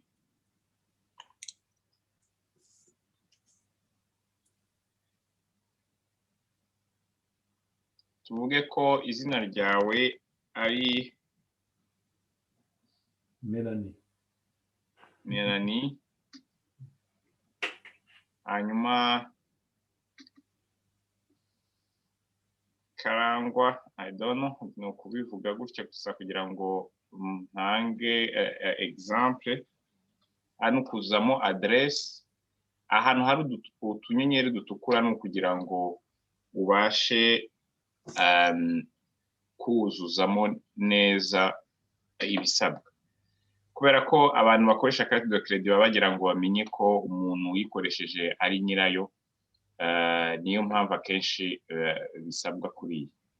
Hanyuma telefone nayo ukayuzuzamo, ushatse bino ntiwabishyiraho. Ku bantu rero kano kabuto ni keza ku muntu ushaka kugira ngo ajye agaruka kuri iyi konti, ashobora gukoreyaho konti, ariko ushatse wabyihorera ukavuga wenda nubwo tuba turi bubimenye, tuvuge ko umuntu ushaka kongeraho note hano. Iyo bigeze hano rero wamaze guhitamo amafaranga, urahita ukora ko wemeye kontra yo kugira ngo ivuga nyine ibijyanye n'uko amafaranga agize. Hano page ntago iboneka neza, ariko ni kontra ivuga yuko ari wowe ugize utanze aya mafaranga.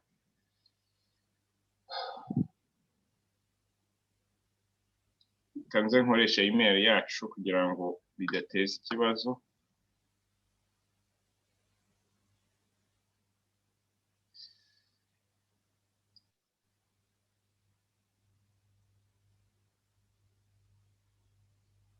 Iyo ugeze kuri iyi parti rero ni ubugeze ahantu ugiye gutanga, ikwereka hano niho ukinjizamo account yawe ya PayPal.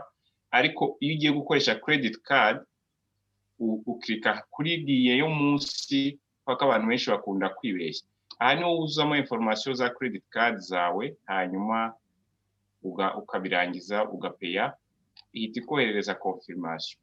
Icyo gihe bikaba birarangiye. Ku bantu bari muri Canada rero bafite n'amahirwe yuko bashobora kuyohereza bakoresheje email transfer.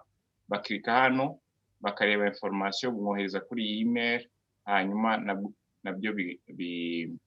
nabyo amafaranga tugeraho. Abantu bari i Kigali rero na hano twashyizeho nimero za account bashobora gukoresha. Ubu byose ni uburyo bwo kugira ngo dufacilite abashobora kuba bashaka kugira ngo batange. Ubwo inshallah na line ya WhatsApp nimara kujyaho nayo dushobora kuyongeraho.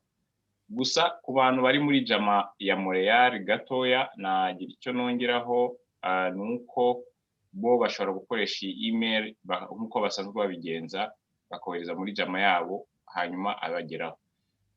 Ku bari United for Assistance twashyizeho ubu buryo, ariko abantu bari muri Europe nanone bafite credit card cyangwa se bafite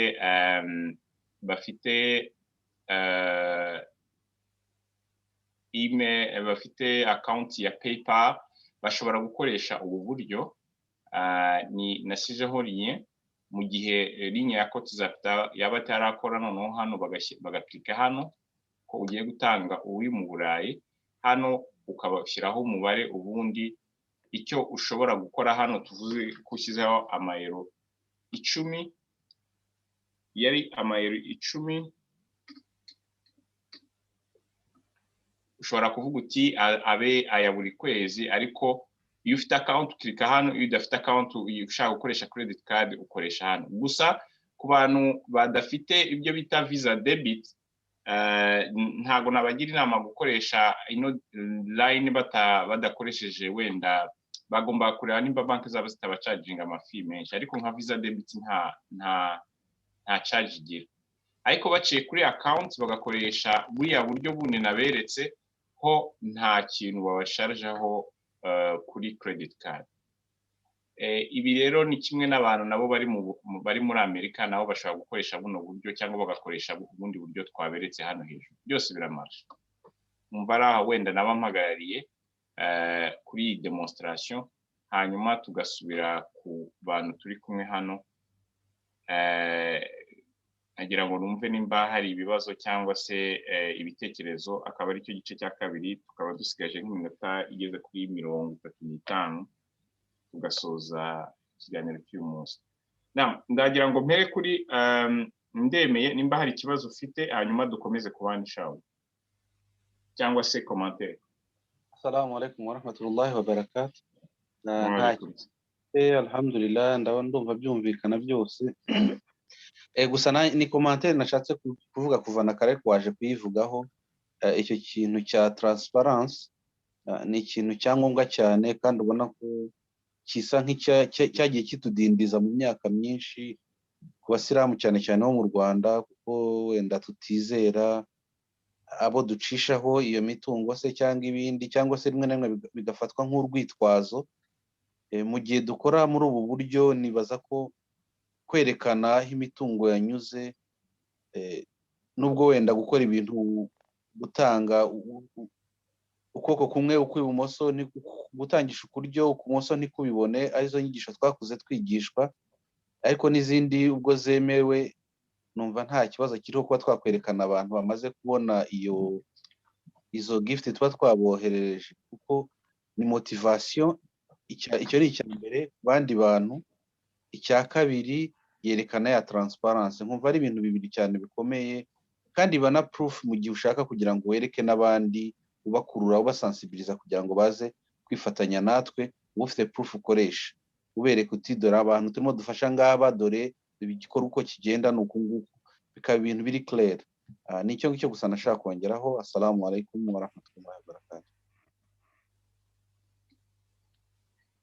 Naam, asante sana. Hanyuma undi muvandimwe wawe ufite icyo tuganiriza cyangwa atwunguraho inama, commentaire, ikibazo byose, ubu ni umwanya wanyu ushaka. Nasaba abantu ko bamanika akaboko, ababishoboye, abatabishoboye bakanyandikira muri chat kugira ngo nze kubasha kubakurikirana neza.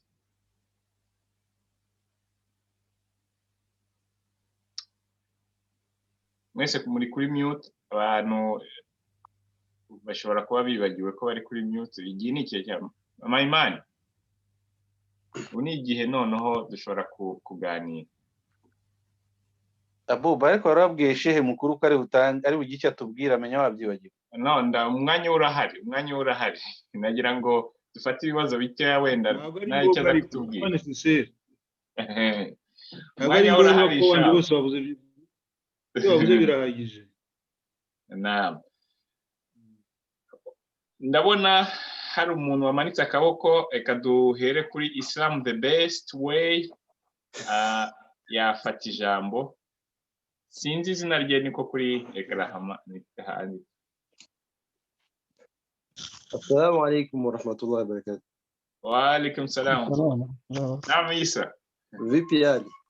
Alhamdulillah. Naam. Alhamdulillah. Nishimye kongera kukubona. Naam, alhamdulillah. Nari nicaye mu kazi ndi connecta, mbona ari ikiganiro kiri kujya imbere.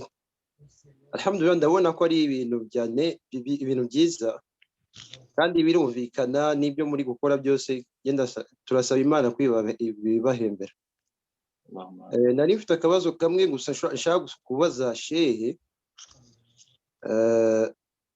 Ashaka amenye uburyo niba byemewe gukoresha amafaranga, gufasha abantu mu buryo bwo gutanga zakatul mal.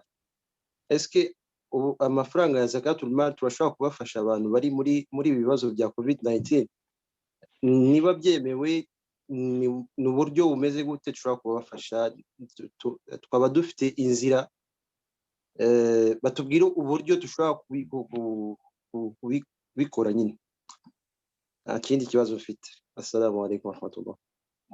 Nama ikibazo cyiza cyane, ndekekereza reka mfate nk'ibibazo ikindi kibazo bibiri nka bitatu noneho wenda tubigenereyemo kugira ngo dusoze igihe. Omar wari wa kabiri, wafata ijambo nkakurikizaho mama Rania, ndabona nawe yamanitse akaboko. Naam, assalamu alaikum warahmatullahi wabarakatuh. Wa alaikum salam.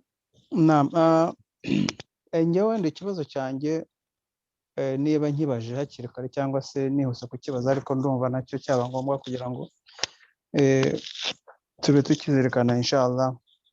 Nk'uko Ramadan mu by'ukuri tuburayo nk'ibyumweru bitarenga 4 n'igice kugira ngo dutangire mu Ramadan inshallah, kandi turasaba Imana ngo izadufashe icyo gihe wenda abavandimwe bacu mu Rwanda, Burundi n'ahandi bazaba batakiri muri zaguma mu rugo, kubera ko bizaba bigoranye cyane nk'uko umuvandimwe Said Habimana yabivuze ati umuntu kwicara mu rugo akabyuka atazi icyo ari burye, mu by'ukuri kiba ari ikibazo gikomeye. Nkaba nshaka kubaza ntise muri porogaramu mwamufite hari ukuntu murimo gupanga ukuntu inshallah amavandimwe muri Ramadan bazafashwa, intuza mu by'ukuri intuza zo gufasha zirahari nk'abavandimwe baduhagarariye hariya, ariko se nk'icyicaro cya mbere wenda bazabona cyo gufashwamo byakabaye byiza kugira ngo n'izo ngingo tuziganireho kugira ngo Ramadan inshallah izajye gutangira wenda hari ikintu kigaragara kugira ngo wenda kizabagereho mbere yuko dutangira icyo gifungo. Hari gahunda y'abihari ipangwa kugira ngo byibuze umuntu amenye iki gikorwa cya COVID-19 aid gihari, ariko wenda nakira kikaba kirahari, wenda hari ukuntu twizigamira ku ruhande kugira ngo nitujya gutangira Ramadan inshallah hazaba hari ikintu kigaragara cyo kuzafashisha abavandimwe. Icyo nicyo kibazo cyanjye. Assalamu alaikum warahmatullah. Naam, asante sana. Ikibazo twajya kuri mama Rania nawe tukumva icyo tubwira. Assalamu alaikum warahmatullahi wabarakatuh. Wa alaikum salam. Maze gushima Imana Nyagasani yaduhuje kuri uyu munsi. Gahoro n'imigisha bisakare ku ntumwa yayo n'abasangirangendo be n'abazamukurikiza kugeza ku munsi w'imperuka inshallah. Ngiye ntabwo cyari ikibazo cyane, ni nka suggestion. Ibikorwa mukora vraiment ni byiza bizigiye, kuko abantu barababaye cyane mu Rwanda. Yego na hano turababaye, hari abababaye, ariko muri Afurika byo ni ibindi bindi. Ngewe rero hari umuntu nigeze kubona mbona birambabaje nyine, mbona nicyo nanabikoraho. Hari umukecuru ujya uhagarara ku isoko rya Clemenceau buri wa gatanu. Rimwe rero namunyuzeho ngira ngo ni ba bantu basaba. Ageze aho ahita propose, arambwira ngo niba ngo ukeneye kuza gufata ikintu, hari ahantu dutanga ifunguro, umuntu akajya Osho akabon. Arambwira nyine ngo ahantu bajya batekera abantu batishoboye. Numva binyuze mu mutima nyine, ariko ndavuga ni kubera iki twebwe niba ko mu mvugo ikunze kuvuga bavuga ko umuyisilamu ari we wese, umuntu watoye wese ashahada azajya mu ijuru keretse uwanze. Kuki twebwe tutakurikiza nka bino bintu ngo tubikore? Ubwo rero nyine nicyo cyampaye inspiration. Ngerageza kubivuga muri groupe nari ndimo, ariko mbona bitabafasheho. Ariko kubera ko mbona hano byakozwe, ngiye numva hakorwa nk'akantu ka affiche, ku buryo duhuye n'umuntu wari we wese, ko nyamara n'abantu baturutse muri za Espagne baje, hari ibikorwa birebana n'umusigiti, ahantu bari bwubaka umusigiti, ariko bakaba bafite akantu kagaragara, hariho nimero ya konte, ibintu byose, ku buryo wenda n'umuntu ashatse kubwira abandi bantu yabereka ibikorwa bifatika. Hari igihe kubera hagiye habaho abantu benshi kuko wa mugani bitwikira amasosiyasiyo n'ibyo batse ntibigere ku byo babyakiye, abantu benshi bagiye batakaza icyizere. Ni muri urwo rwego rero ngewe numvaga haramutse hakozwe nk'utwo twafishe wenda natwe mukatutugezaho, ikindi kandi mukatubwira n'uburyo twazajya dutanga amafaranga, kubera ko nkanjye ntabwo nyankoresha kenshi za credit card cyangwa iyo konti paper. Rero niyo mpamvu nifuzaga ko mwatubwira ubundi buryo twabagezaho ayo mafaranga n'izo afishe zikaboneka inshallah. Assalamu alaikum wa rahmatullahi wa barakatuh. Wa alaikum salam. Naam, ndikumva twafatira kuri ibi, hanyuma ndaha ijambo Sheikh Kalisa, hanyuma ubwo n'abandi bavandimwe Sheikh mukuru ari natunganirana kwenda kubitasobanutse neza. Naam Kalisa, hari ikibazo cya zakatul mal. Ikibazo cya mbere cya zakatul mal na covid n'uva Sheikh Ahmed yahita agisubiza. Ese umuntu ashobora gufata zakatul mal akayitanga muri iki kibazo cya covid, ni ukuvuga ngo agahereza abakene mu Rwanda bakabenefisiya kuri iyo zakatul mal? Ese biremewe? Hanyuma nyuma ndaza gusubiza ikibazo cya Ramadhani umuvandimwe Umar yabajije, hanyuma mpereho nanone usobanura ntanga information ku byerekeye ibyo Mama Lamia yavuze. Inshallah, tafadhali Sheikh. شكرا. السلام عليكم ورحمة الله وبركاته. وعليكم السلام. الحمد لله والصلاة والسلام على رسول الله وبعد. وندي زكاة المال هنا زكاة وزياء زكاة الفطر. الله سبحانه وتعالى إنه غايبا بوزيكو bifatwa cyangwa se bikurwa ku bakire babo bigahabwa abakene babo. Kuvuga ngo abakene babo ngo mbese abantu babo nuko mbese abantu babana nabo cyangwa se baturanye nabo cyangwa se bafitanye nabo amasano, base baba mu muryango umwe mu gihugu kimwe. Iyo niyo asili yayo. Ariko kandi mu mategeko ya fiqh ntago wabuza ko zakatul mal cyangwa zakatul fitr ishobora kujya hanze y'imipaka yaho yatangiwe, kubera ko haba abantu baba bayikeneye kandi wenda abaho ngaho batayikeneye cyane kurusha abari kure yabo. Muri urwo rwego rero numva ko zakatul mal cyangwa zakatul fitr, kandi niyo tuba tubikora kenshi twakora zakatul fitr akenshi kubera ko niyo tubona akenshi tuhohereza iwacu urwego rwa dufatanye rimwe na rimwe, cyangwa se mu rwego rwa dusabane, cyangwa se mu rwego rw'umuntu ku giti cye. Akenshi iyo ari utangiza zakatul fitr ayohereza iwabo, akayohereza swate muri famiye cyangwa se mu bantu bazi bakeneye cyangwa se bayikeneye, kubera ko nibo bayikeneye. Kuko hano nta muntu wa zakatul fitr ndetse ntawe. Zakatul mal nuko rero, kubera ko iyo abagomba kuyakira badahari iherwa cyangwa yoherezwa ahantu hafi, cyangwa se abuzi bakeneye cyane bitaye no mu rwego twafata mu rwego rwa za nzego 8 cyangwa se bya bice 8 Allah subhanahu wa ta'ala muri Quran ko aribyo bihabwa zakatul mal. Hari ayivuga n'abasadaqatul fuqara wal masakin wal aminu alayha wa nu'alqu qulubuhum wa fi riqab sabila رضي من الله إن الله عليم حكيم. يعني babijyana mu rwego rwa fi sabilillah. Ko sabilillah ni kubaka imisigiti, kuyisana, kurera imfubyi cyangwa se gukora ibigo by'imfubyi, cyangwa se gucukura amariba abantu bazabona amazi, byose ibintu muri sabilillah. No kugaburira abakene nabyo muri sabilillah, kubera ko deja bariya ntabwo ari abakene nyakujya, kubera ko ari ni ikiza cyabaguriye barirwana muri sabira, kubera ko nayo ni Allah subhanahu wa ta'ala. Numva rero kuba bayikusanya tukayibashira Allah subhanahu wa ta'ala rwose numva nta mugayo ushobora gukora muri ubwo. ubwo hanyuma rero ubwo ikibazo bavuga ni ijisho. ikindi ni icya Ramadhani cyo muvandimwe yavuze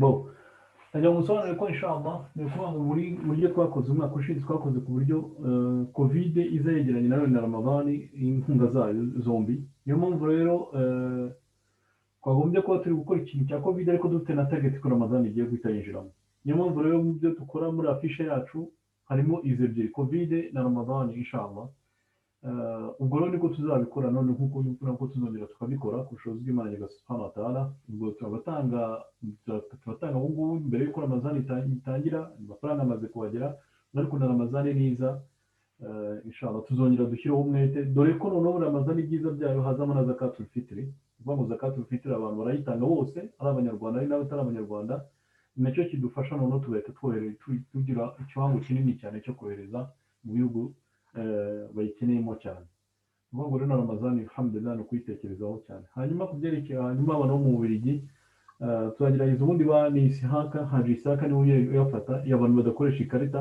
cyangwa se wenda bashaka kuyatanga gutya mu buryo bufatika ubwo niko tuzakoresha ubwo tuzongera dusabe nanone Haji Isihaka yuko yayakira inshallah hano mu Bufaransa ni Kariso yakira no mu Bubiligi ni Tarza kwamara abayakira mu ntoki hari n'abandi bakoresha amakarita inshallah okay mwarangije kugira ibibazo bitatu kugira ngo nkomeze ibibazo bitatu clarification gatoya ntabwo ninjira mu by'idini ahubwo ndareba mu bintu bijyanye na logistique ngira ngo nicyo twibandaho projet ya zakatul mal imaze igihe kinini cyane tuyivugaho ariko kubera kwigengesera twanze kuyaactiva kuri site ariko ntekereza ko inshallah uyu mwaka wenda uzarangira tumaze kwifataho icyemezo kuko nayo dushobora gushyiraho menu yayo kuko aho zakatul mal iterera ubwoba nyine nuko ugomba amafaranga yawe kwitonda akajya muri byaje ibi byose byari ibintu byo kwigengesera twabajije abashehe bigaragara ko rero ari ibintu bishoboka n'uburyo twayitangamo kuko haba hari abantu bayigeneye icyo cyari kimwe kijyanye na logistique no kugira ngo tudashaka gukora ikiza tukarangiza dukoze ikibi ibijyanye na Ramadan umuvandimwe yavuze en particulier wende sinzi andi majama uko ameze ariko ndagira ngo mubwire wenda ko anahereye muri jama ya Montreal ko iyi campaign twavuze ko igiye kurangira izagera mu kwezi kwa gatatu ndavuga ku rwego rwa jama ya Montreal hanyuma nubwo biziyandika mu rwego rw'amafunguro ya Ramadan ariko dusanzwe dufite igikorwa cyo wenda n'abandi babyumvireho wenda nabo basanzwe babikora cyo ko buri mwaka hari akusanywa akagira kigenda twaterana umwe akajya mu Rwanda ubundi akajya mu Burundi ubwo rero tuzagira igice twabivuganye na Amir wabo ko icyo gihe azabibamenyesha igihe bizatangira ubwo wenda na organisation zandi majama bizaterwa nuko bazabyitwaramo cyangwa se uko calendrier zabo zimeze kuko ntabwo twari twagira calendrier ziri integre kuko buri jama ifite autonomie ariko imbaraga zacu dushaka kugira ngo duhuze nuko igikorwa kimwe tugihuriraho kandi kigeze kimaze noneho kubijyanye n'igitekerezo batanze byo kugira tuwafishe byari bikwiye ari naho mbonera ko twagombye gusaba abavandimwe bari hano ngira ngo wenda bisobanure neza dufite abantu mu muryango wacu cyangwa se muri community zacu bafite talent bafite ubundi bushobozi ariko mu by'ukuri batajya baduha igihe kandi banabishoboye rimwe hari abantu twese Imana yaduhaye impano zitandukanye hari umuntu ushobora kukwandikira umuvugo ukumva gukoze ku mutima hari umuntu ushobora kuvuga ukumva wowe undi yabivuga akabyumva neza kurusha numva rero ko abo bantu tubakeneye kugira ngo batwegere n'izo afishe zagiye zivugwaho hari n'amaletere ajya mu majama yanyu kugira ngo nazo tubashe kuzikora ariko tubikore mu buryo bufasha kuko ubwo biba bisaba za communication nyinshi kugira ngo bibe effective bitange umusaruro numva rero kuri iyo ntambwe Sheikh Alisa ngira ngo na timu yanyu y'Uburayi twagombye kubiganiraho cyane kugira ngo turebe uburyo icyo kintu cyakorwa kuko na hano nabyo birakenewe. Naho ngira ngo twari twatangiye kubikora ariko tubitangira kubikora mu buryo bwo kuviza amajama direct, ntabwo twavizaga monde externe. Nkuko nababwiye rero ubu abandi bantu bari handi hore ya community yacu ni igihe cyo kubagira, kuko ushobora gusanga bari muri za kategori zo kuba nabo bari gushakisha abantu bafasha, ugasanga rimwe na rimwe atari uko bimeze, babuzeho bahera. Ikindi nuko namomare amasaha yase twayabonye ko yageze, asante kutwibutsa ariko turimo turasoza. Ikindi nuko hari uwabajije ari mu Buholandi avuga ati mfite karita imeze gutya na gutya, nabigenza gute?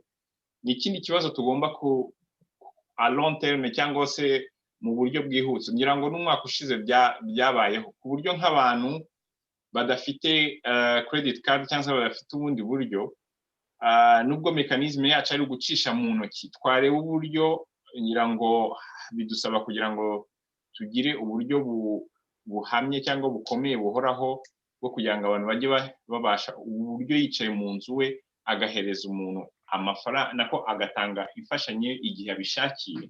Ngira ngo ni ikintu cy'ingenzi twagombye kwigaho.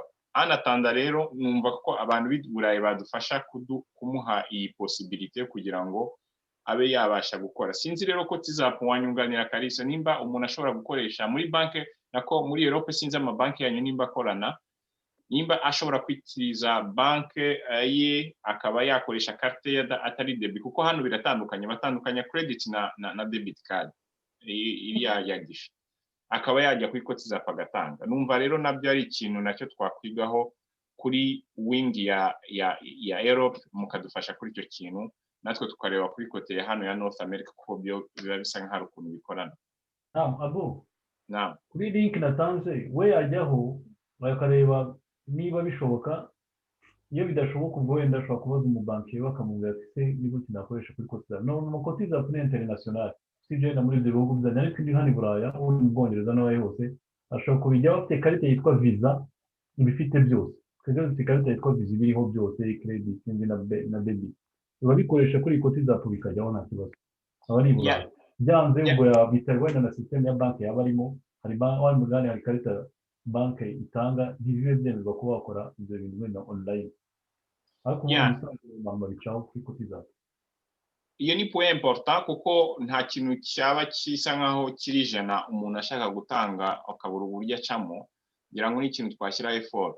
Yes, nabizi muri Europe babishyira ku makarita amwe, ariko hano barabitandukanye. Ni ukuvuga ngo iyo ubishaka kuba usaba icyo bita visa debit, karita ya debit visa, bigakora kimwe bagafata amafaranga directement muri konti yawe. Ari nacyo nagira inama abantu bo muri Canada, muri ubu bashobora kuba banafite n'ikibazo cyo kohereza amafaranga bacishije kuri world limit, mwasaba amabanki yanyu icyo bita visa debit, birafunctiona kuko muri iyi minsi bafunze link ifite ikibazo cya banki royale.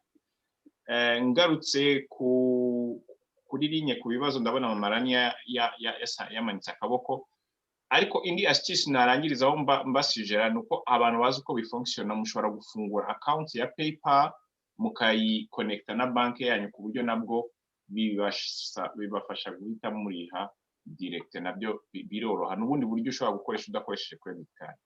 Na Mamarani ikibazo nayo cyaragira ngo nkibaze Shehe Kalisa niba ari uri disponible, nagiye kumbaze ku kintu kirebana na visa, kubera ko barazidupropose kenshi cyane za visa card, niba hatajyaho ama intérêt ya riba.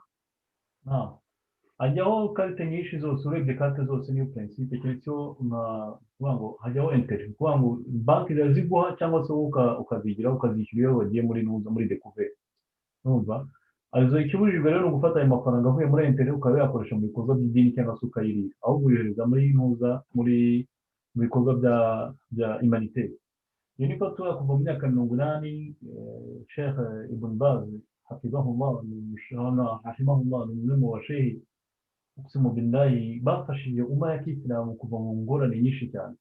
Yavuze ati rero kuba abantu mwashyira mu mabanki y'abatari abayisilamu mukababwira ngo tubahe amafaranga yanyu ya intérêt, mukavuga ati oya birabujijwe, muri kubakungahaza muri kuba kungahazaho kugira ngo amafaranga muyerekipere ntabwo rero baravuga ati rero muyerekipere ahubwo muyohereze mu bihugu bikennye cyane mwubake ibintu wenda nk'ahantu bahuye na catastrophe humanitaire n'ubu icyo gihe byari muri Haiti niba ntibeshye noneho ubwo rero amafaranga niko bitugize kandi travers iyo fatura rero yagize jurisprudence ni ukuvuga ngo ubu ngubu rero amafaranga yose amafaranga ava mu nzira zanduye ashobora kuba amafaranga ari amafaranga umuntu yambuye undi ari amafaranga avuye muri intere ya banki ari amafaranga umuntu yabonye wenda uko akora ahantu hakorerwa inzoga n'ibindi nk'ibyo ayo mafaranga usanga yatayazane ariko ntayubakishe umusigiti nyuma ku bindi bikorwa byose hanze y'umusigiti ashobora kubikoresha tuvuga Imana irasobanura atazi icya kabiri keretse wenda ari nubwo ngo ijyanye n'iby'amahoro akingiye mu bikorwa bigenda nubwo ashobora kuyakoresha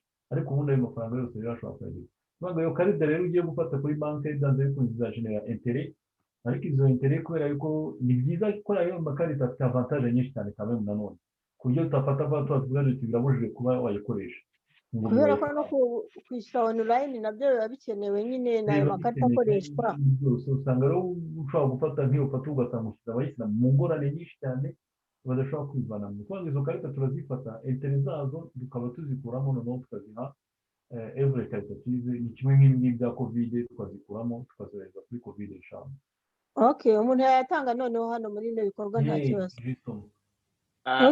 akantu gatoya wenda twaklarifiya kugira ngo abantu batandukanye ikibazo sinzi nimba cyavugaga kuko hari uburyo bubiri bwa intere hari kuyakira hari no kuyishyura iyo ukoze transaction kuko nko kuri site yacu iyo mukoresheje buriya buryo mukritse menu y'icyo mushaka gukora bifatwa nka asha icyo gihe hari d'abord abantu iyo bafite ngira ngo sinzi mu Burayi ko bimeze ariko ahantu henshi muri Amerika hano hari uburyo umuntu abona carte sans frais mensuel noneho wowe iyo uguze ukayishyurira igihe muri ya temps baguha grace period urabasha nta kintu ubundi uriha nka frais gusa hari abantu bajya à l'extrême bakazibuza ariko buri muntu ntago nakwinjira muri iyo domaine ngenda ashaka kumubwira technicalité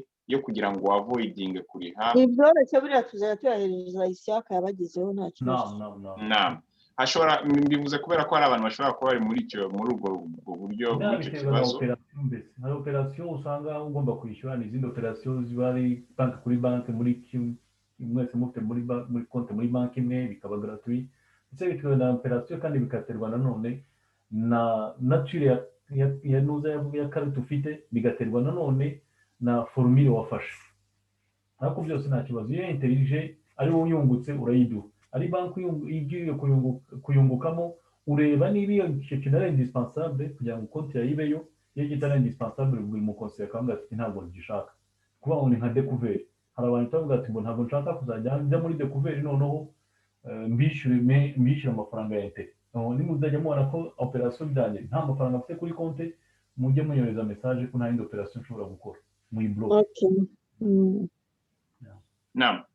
ndi kumva tugeze ku minota harabura iminota nka 15 kugira ngo dusoze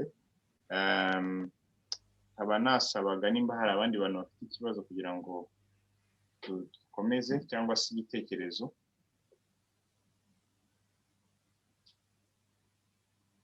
mbona ko ntabwo nasabye ijambo ariko mbona ko se imboni igiye kuko iyo urebye ubona ko twebwe turasinziriye kandi dufite ibintu byinshi twakora bitwongerera imigisha kuko iyo urebye nk'abana bacu bari mu ma école catholique ubona ko buri gihe bazana ibintu by'amafishe bafite utuntu bagurisha ibyo gufasha ahantu se inkweto zitabakwiriye amakaye abana badakoresha choses comme ça ngiye mbona ko vraiment community ikwiye gukanguka tukareba ikintu twafasha abantu kuko niba turi hano n'inema z'Imana kandi ntabwo tuhari nta kintu Imana ikora itazi impamvu ikintu cyose Imana yakoze haba harimo ikimanyine no kuba turi hano nyine tukaba dufite icyo turishira abandi ngiye mbona ko umuntu mu rwego rwe vraiment yabyuka akagira icyo akora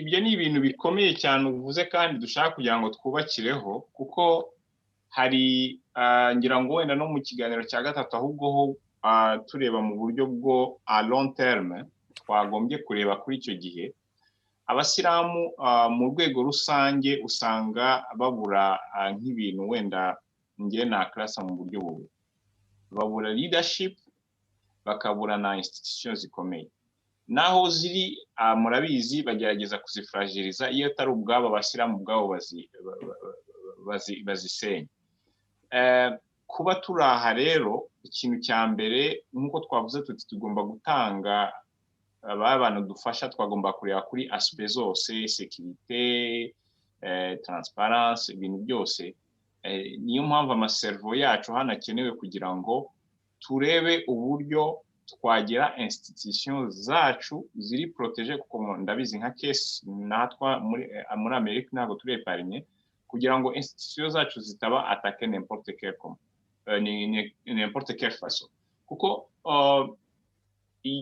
United for Assistance ijya kujyaho hari ibikorwa nk'ibi ngibi byo kohereza amafutari wacu ariko ihura n'igihe hari mu gihe cy'ibisigisigi bya 11 Septembre wakohereza amafaranga witwa Saidi bakayakupa wakohereza amafaranga witwa Mohamed ugasanga barayakupye rimwe na rimwe ukaba wanagira n'ikibazo wowe wayohereje urumva rero ntekereza abavandimwe icyo gihe bicaye hamwe cyangwa se twaganiriye twasanze ko icyo gihe tugomba kugira institution yanditse mu buryo bw'amategeko igakora ku buryo bw'umugaragaro ku buryo ibyo bintu byose bica muri canal zizwi ziri officiel kandi n'abandi bantu bakoresha nk'uko bivuze nk'ama association ya catholique cyangwa se n'ibindi bigo bikoresha icyo gihe rero iyo ukoze bituma dayeri cya mbere cyo ujya ku murongo kuko usibye n'idini hari nk'iby'amategeko adusaba hano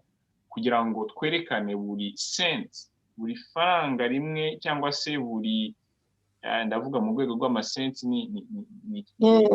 ni rimwe ku ijana ry'idolari rimwe ugomba kwerekana kuri a control yayo ubu turi muri processus yo gushaka nimero ya charité twarasinziriye gatoya ariko nabwo ntekereza ko hari impamvu wenda byagenze gutyo twagira ngo dukore nta mananiza menshi dufite ariko dusanga ko kugeza ubu ngubu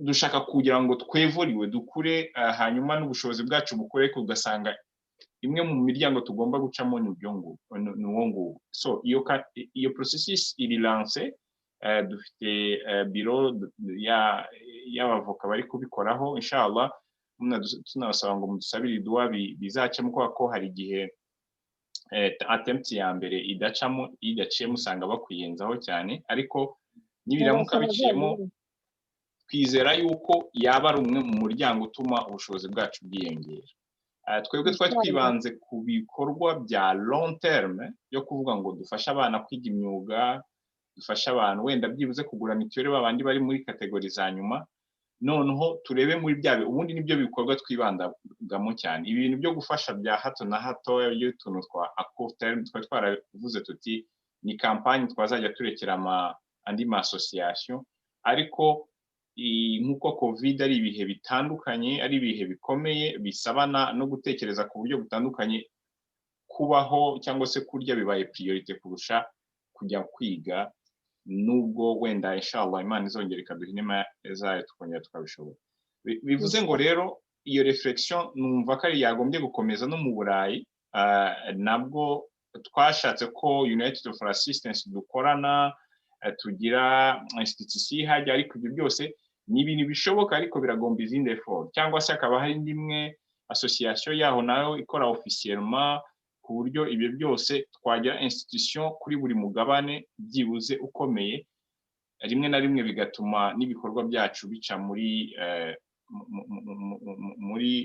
bigira work frame izwi iri officiel ni wenda eclaircissement natangaho mvuga ko tugikeneye kugira ngo abantu bumve importance y'ibyo bintu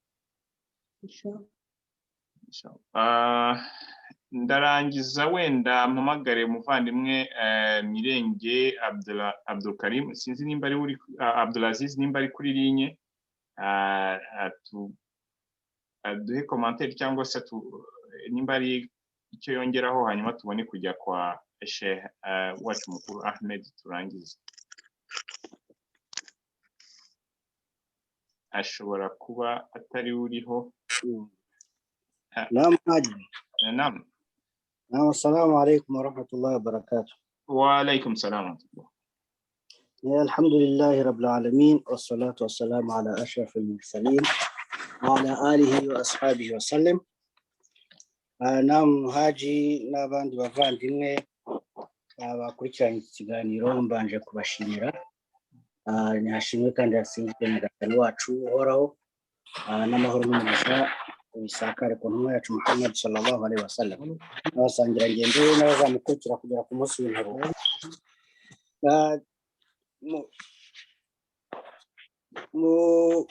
Mu kiganiro cy'uyu munsi ninjemo nkererewe, ntabwo natangiranye namwe sinari mpari, ariko kandi ndabashimira ko babashe gutanga ibitekerezo byabo aho nari mpari. Nabumvise Sheikh Kalisa na Sheikh Tembo na Saidi n'umuvandimwe mushiki wacu uri Burayi watanze ibitekerezo byiza. Nanjye icyo nongeraho ni cyuko iki gikorwa akazi kacyo kuri twebwe turi hanze cyagombye kutubera guha cyangwa se gusubiza amaso inyuma, tugaha muri community yacu twavuyemo, ariyo community y'abasilamu mu Rwanda cyangwa se no mu bihugu byacu bya Afurika y'Iburasirazuba. Ibi ndabivuga ntanga urugero. Ingeze hano muri Amerika nasanze abakinnyi bakina muri NBA ba basket bafite ikintu bita ngo give back to the community. Buri mukinnyi atangira gukina usanga ari abana batangirira hasi cyane bakarwanira kugira ngo bazakine muri NBA ndetse baciye muri za college kuko babafata bavuye mu university, ariko usanga umubyeyi wari uvunika cyane akamufasha akagera kuri icyo kintu, ariko akenshi uwo mwana arongera akagaruka akavuga ati ngiye gushyigikira, ngiye gutanga ubufasha muri community navuyemo, aho yavukiye, aho yakuriye, aho yize iyo primaire n'iyo secondaire. Natwe rero turi hanze birebye muri iyo angle ndavuga nti twagombye kugira ikintu cyitwa guha community twavuyemo. Nk'uko umuvandimwe Bakari yabisobanuye avuga ati amafaranga ya hano make cyane atanga ubufasha bw'umunsi cyangwa se iminsi ibiri ku muntu uri muri kiriya gihugu mu bihugu by'iwacu. Niho navuga nti agacye kariko kose twashobora gutanga. Rasul sallallahu alaihi wasallam atubwira ko isodaka nziza ari sodaka ihoraho. Ni ukuvuga ngo ufite kwiprogramu cyangwa se ukipangira wowe ukavuga uti nzajya ntanga buri munsi wenda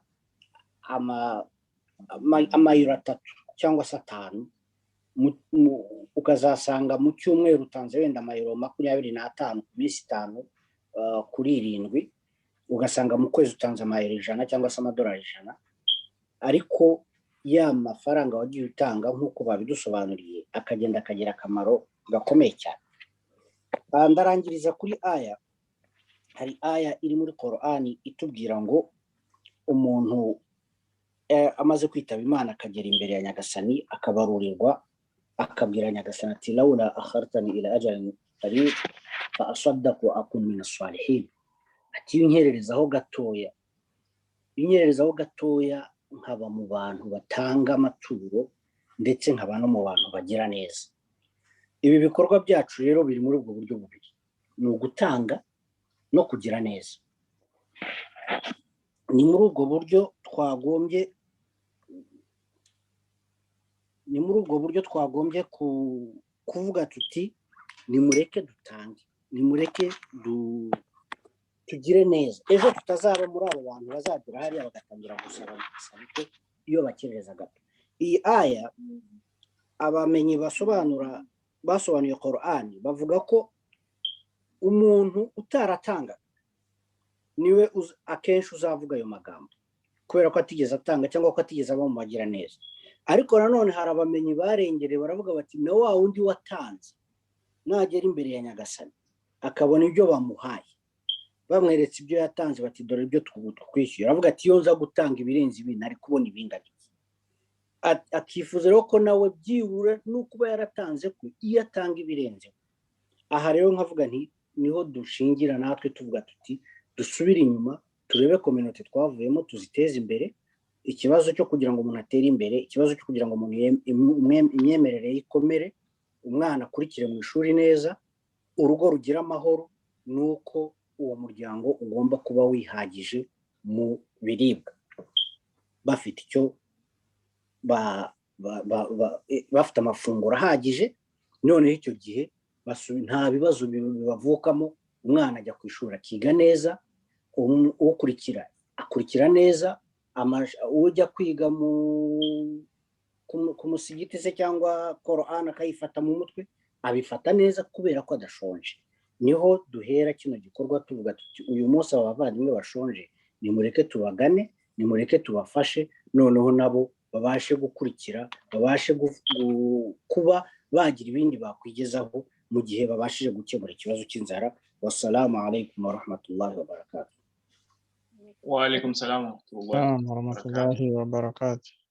Naam, turagiye kusoza, ndagira ngo nkore wenda recap cyangwa se nibutse abantu ibi bikurikira. Twabonye neza uburyo muri iki cyumweru ibyatanzwe, navuga ngo ni experience twagize yo kusubukura ibikorwa byo mu bintu byihutirwa ariko bishingiye ku byo kurya, ariko twibutsa neza abantu ko hari no kuba abantu baba bakeneye no kwivuza. Tukaba dufite porogaramu imaze imyaka irenga 5 dufasha abantu ibintu bya mituweli. Umuntu umwe kumugurira mituweli mu by'ukuri ni amadolari, icyiciro dufasha ni icy'amadolari 5, ashobora no kuba amayero 5. Kuri site rero ikintu cyo kugurira abantu mituweli twihaye porogaramu yo gufasha abantu 1000 kwa kariho ubushobozi bwacu tubona bukunze kugera, ariko nta kitubuza kurenzaho. Bivuze ngo rero ushobora no gutanga gahunda yo gutanga mituweli y'uyu mwaka, nayo twatangiye kwakira amafaranga yayo, hanyuma ku buryo abantu bashobora kuyitangiraho. Nubwo turi mu bikorwa bya court term, ikiganiro gitaha inshallah tuzagira uburyo tubaganiriraho ni na planning dufite mu buryo iyo twatangiye mu Burundi tukaba twareba nimba twayidevelopa nanone mu Rwanda, kuko mu Rwanda bitewe n'uko ubuzima buhagaze wasangaga amafaranga make kugira ngo ube wayagira icyo yakoresha bigoranye. Bikaba bisaba nanone kongera dutekereze cyane ayo mafaranga umuntu aba yaheraho makeya kugira ngo bari abantu bari kuva muri guma mu rugo wenda tuba twareba ko hari uburyo twabasha gutuma bademara noneho nabo bakikorera ikintu bakagira icyo bimarira. Akandi kantu numvishe bitewe n'amakuru ava kuri tere nuko hari abantu bakoraga umurimo bitwa abayimamu. Mu by'ukuri barababaye cyane kuko bamaze igihe kinini badahembwa, nabo urumva bashobora kuba ari abantu bitwaga ko bifashije ariko bakaba baramanutse mu rwego hasi cyane, nabo ari abantu bafashwa bihutirwa. Bivuga ngo abantu bakeneye ubufasha rero mu rwego rw'ibiribwa cyangwa mu rwego rwo kugira ngo bagire icyo bararira, nabo bantu bari muri ibyo bice. Inkumva rero twatekereza vuba abantu bashobora kuba bagira icyo bakora, noneho tukareba eske ni gute twakora ikintu gituma hari umuntu ugiye gukora ikintu. Nubwo nzi neza ko i Kigali bigoranye, eske hari ibitekerezo byawe? Nkumva ko mu rwego rwo kwakira ibitekerezo nababwira ko kuri site yacu hari mushobora kwandikira direct kugira ngo wenda abantu batabonye umwanya cyangwa se batinya kuvuga en ligne ibitekerezo byabo tube twabisoma muri urwo rwego. Nkaba nsaba rero Sheikh Alisa ari we udusabira idua, nimba dusabira Sheikh mukuru akadusabira idua tukarangiza. Tafadhali bashehe mwe. Inshallah turabashimira mwese rero, alhamdulillah babashije guparticipa kuri ino gahunda. umwanya aya masaha abiri tumaze ntabwo atakaye. Imana nyirasupana atayiza yaduhembera, kandi nezera neza yuko burya icy'ingenzi ntabwo ari ukugerayo, ahubwo icy'ingenzi ni ukuba uri mu nzira inshallah nk'uko Ibn Qayyim yabivuze, al-awla laysa an tasira walakin an takuna fi tariq. Icy'ingenzi ntabwo ari ukugerayo, ahubwo icy'ingenzi ni ukuba uri mu nzira. Twabwo rero turi mu nzira nziza kandi ntabwo twibeshye, ntabwo turi ibigwari, ntabwo turi iki, cyangwa ni ukuzirikana inshallah ta'ala.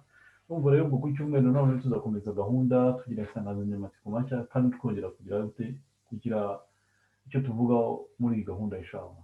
Ubwo kubw'ibyo rero ndagira ngo turangirize hano nsaba Sheikh Ahmed Mugwiza ko yasoma idua. Niba Ahmed Sekanabanga nawe twumva ashobora kugira ijambo yavuga nawe inshallah fayatafadhal. Turategereza hano segonda ngahe. Naam, gatoya hari umuntu wari unyandikiye ni Sheikh Sangira wavuze ko hari igitekerezo afite gutanga cyangwa ubusabe vuba vuba inshallah, hanyuma birangiye. Naam. Naam, nagira ngo twuzuze igihe. Tafadhal, Sheikh Abdulhamid. Naam, barakallahu fikum. Igitekerezo nashaka gutanga ntabwo nakita igitekerezo ahubwo ni ubusabe. Hari umushinga nakoze w'amashuri abanza, amashuri ya primaire, mbona ko ari umushinga nteganya nk'umushinga uzaba icyitegererezo mu mishinga ya Kisilamu mu Rwanda. Primaire izaba ari primaire ya Kisilamu, ni primaire ya Kisilamu reka ko tuyita, maze imyaka 3 kandi ndabona hari aho maze kugeza ikigo alhamdulillah, mfatanyije na bagenzi banjye twateguranye uwo mushinga w'abasheikh.